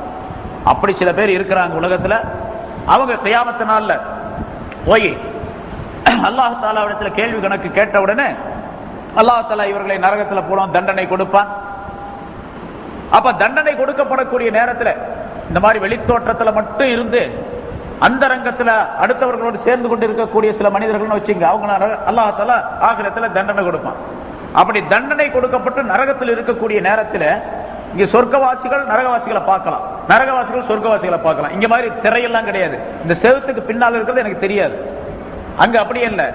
பல ஆயிரக்கணக்கான ஆண்டுகளுடைய தொலை தூரத்துக்கு இவருடைய பார்வை செல்லும். நரகத்தில் இருக்கிறவங்க சொர்க்கத்தை பார்ப்பாங்களா, எவ்வளவு தூரம், ஆயிரக்கணக்கான ஆண்டுகளுடைய தொலை தூரம் அது, அங்கிருந்து பார்க்க முடியும். இங்கிருந்து அவர் அங்க பார்ப்பார், அங்கிருந்து இவர் பார்ப்பார். அல்லாஹ் தஆலா குர்ஆன்ல ரெண்டு காட்சிகளையும் சொல்லி தருகின்றார். இப்ப இந்த நரகத்தில் இருக்கக்கூடிய மனிதர்கள் சொர்க்கத்தில் இருக்கிறவங்களை பார்த்து சொல்றாங்க. அல்லாஹ் குர்ஆன்ல ஒரு காட்சியை சொல்லுகின்றான், யுனாதூனஹும் அலம் நகும் மஅக்கும். இந்த நரகவாசிகள் சொர்க்கவாசிகளை கூப்பிடுறாங்க, யுனாதூனஹும் அலம் நகும் மஅக்கும், நாங்க உங்களோட இல்லையா, இருக்கவில்லையா, உலகத்துல உங்களோட இருக்கவில்லையா, ஏன் எங்களை விட்டு போட்டு நீங்க மட்டும் சொர்க்கத்துக்கு போயிட்டீங்க அப்படின்னு கேட்கிறாங்க. அப்ப அந்த சொர்க்கவாசிகள் சொல்றாங்க, இந்த ரெண்டு பேரும் பேசிக்கிறது கூட ஒருத்தருக்கு ஒருத்தர் காதுல விழுது. அப்ப பேசிக்கொள்ளக்கூடிய அந்த சப்தம் சென்று சேரக்கூடிய தொலை தூரம் கூட அங்க கணக்கு இல்லை. இங்கதான் அந்த கணக்கு. ஒலியினுடைய, அதாவது காற்றினுடைய அமைப்பை வைத்து சத்தம் போய் கேட்கும் காது, இல்லன்னா கேட்காது. அங்க அந்த அமைப்பு கிடையாது, எவ்வளவு தூரம் வேணாலும் சத்தம் போகும் அப்படின்னு தெரியுது. இதுல இருந்து காலும் அவங்க சொல்லுவாங்க, அந்த சொர்க்கவாசிகள், பலா ஆமாப்பா நீ எங்களோட தான் இருந்த உலகத்துல, வலாக்கின்னக்கும் பத்தன்தும் அன்ஃபுஸக்கும், நீங்க உங்களுடைய நப்ச உங்களையே நீங்க போட்டு குழப்பிக்கிட்டீங்க, ஒழுங்கா இல்ல. நீங்க பத்தரப்பஸ்தும், நீங்கள் எதிர்பார்த்து கொண்டு இருந்தீர்கள், நமக்கு ஒரு நல்ல காலம் வரும் அப்படின்னு எதிர்பார்த்துக்கிட்டு இருந்தீங்க. வருத்தபத்தும், சந்தேகம் கொண்டீர்கள், நாங்க இருக்க இந்த ஈமான் இருக்க ஈமான் தீன் இதெல்லாம் நீங்க சந்தேகமா இருந்தீங்க. சரியான ஒரு எண்ணம், உறுதியான எண்ணம் கிடையாது. வருத்தபத்தும் வகர்ரத்துக்குமுல் அமானியோ, இந்த உலகத்தினுடைய மேலான எண்ணங்கள், மனோ எண்ணங்கள் உங்களை மோசடி செய்து விட்டது, உங்களை மயக்கி விட்டது. ஹத்தா ஜா அம்ருல்லாஹ், அல்லாஹ்வுடைய கட்டளை வரும் வரைக்கும், மௌத் வர்ற வரைக்கும் உங்களை ஏமாத்திக்கிட்டே இருந்தது. அதுல ஏமாந்துட்டீங்க நீங்க. வகர்ரக்கும் பில்லாஹில் கரூர், உங்களை அல்லாஹ் தஆலாவை விட்டும் ஏமாற்றக்கூடியது உங்களை ஏமாற்றி விட்டது. அதாவது சைத்தான் ஏமாற்றி விட்டான் உங்களை. அதனால நீங்க வெளித்தோற்றத்தில் நம்பிக்கொண்டிருந்தீர்களே தவிர அந்தரங்கத்திலே எங்களோடு இல்லை. அதனால் எங்களோடு இப்பொழுது சேர முடியவில்லை, நீங்க தனியா போயிட்டீங்க, நாங்க தனியா வந்துட்டோம் என்று அவர்கள் சொல்லுவார்கள் என்று அல்லாஹ் தஆலா சொல்லி காட்டுகின்றார். ஆக முனாஃபிகீன்களை பற்றி அல்லாஹ் தஆலா சொல்லி காட்டி, அவருடைய உள்ளங்களிலே இந்த நோய் இருக்கின்றது, அந்த நோயின் காரணமாக உலகத்திலே அவர்களுக்கு உடல் சம்பந்தப்பட்ட துன்பம், உள்ளம் சம்பந்தப்பட்ட துன்பம் எல்லாமே ஏற்படும். அதே போன்று இந்த நோய் இருப்பதின் காரணமாக ஆகிரத்திலே அந்த மனிதருக்கு கடுமையான தண்டனை உண்டு என்றெல்லாம் விளக்கி காட்டி, மூமினானவர்கள் இப்படி இருக்கக்கூடாது என்பதை அல்லாஹ்தாலா எச்சரிக்கை செய்து, அந்த நோயும் இருக்கக்கூடாது மனதிலே, பொய்யும் இருக்கக்கூடாது நாவிலே, அது சம்பந்தமான எந்தெந்த விஷயங்கள் இருக்கின்றோ அவற்றை எல்லாம் தவிர்த்துக் கொள்ள வேண்டும், ஈமானை பாதுகாத்துக் கொள்வதற்காக வேண்டி. அப்படி இருந்தால் உலகத்திலும் சிறப்பாக வாழலாம், ஆகிரத்திலும் சுகமாக வாழலாம் என்பதை அல்லாஹ்தாலா சுட்டி காட்டுகின்றான். அப்படிப்பட்ட நல்ல பேர்களை நம் அனைவருக்கும் அல்லாஹ்தாலா தந்தருள்வானாக. வாஹிர் தாவானா அல்ஹம்துலில்லாஹி ரப்பில் ஆலமீன்.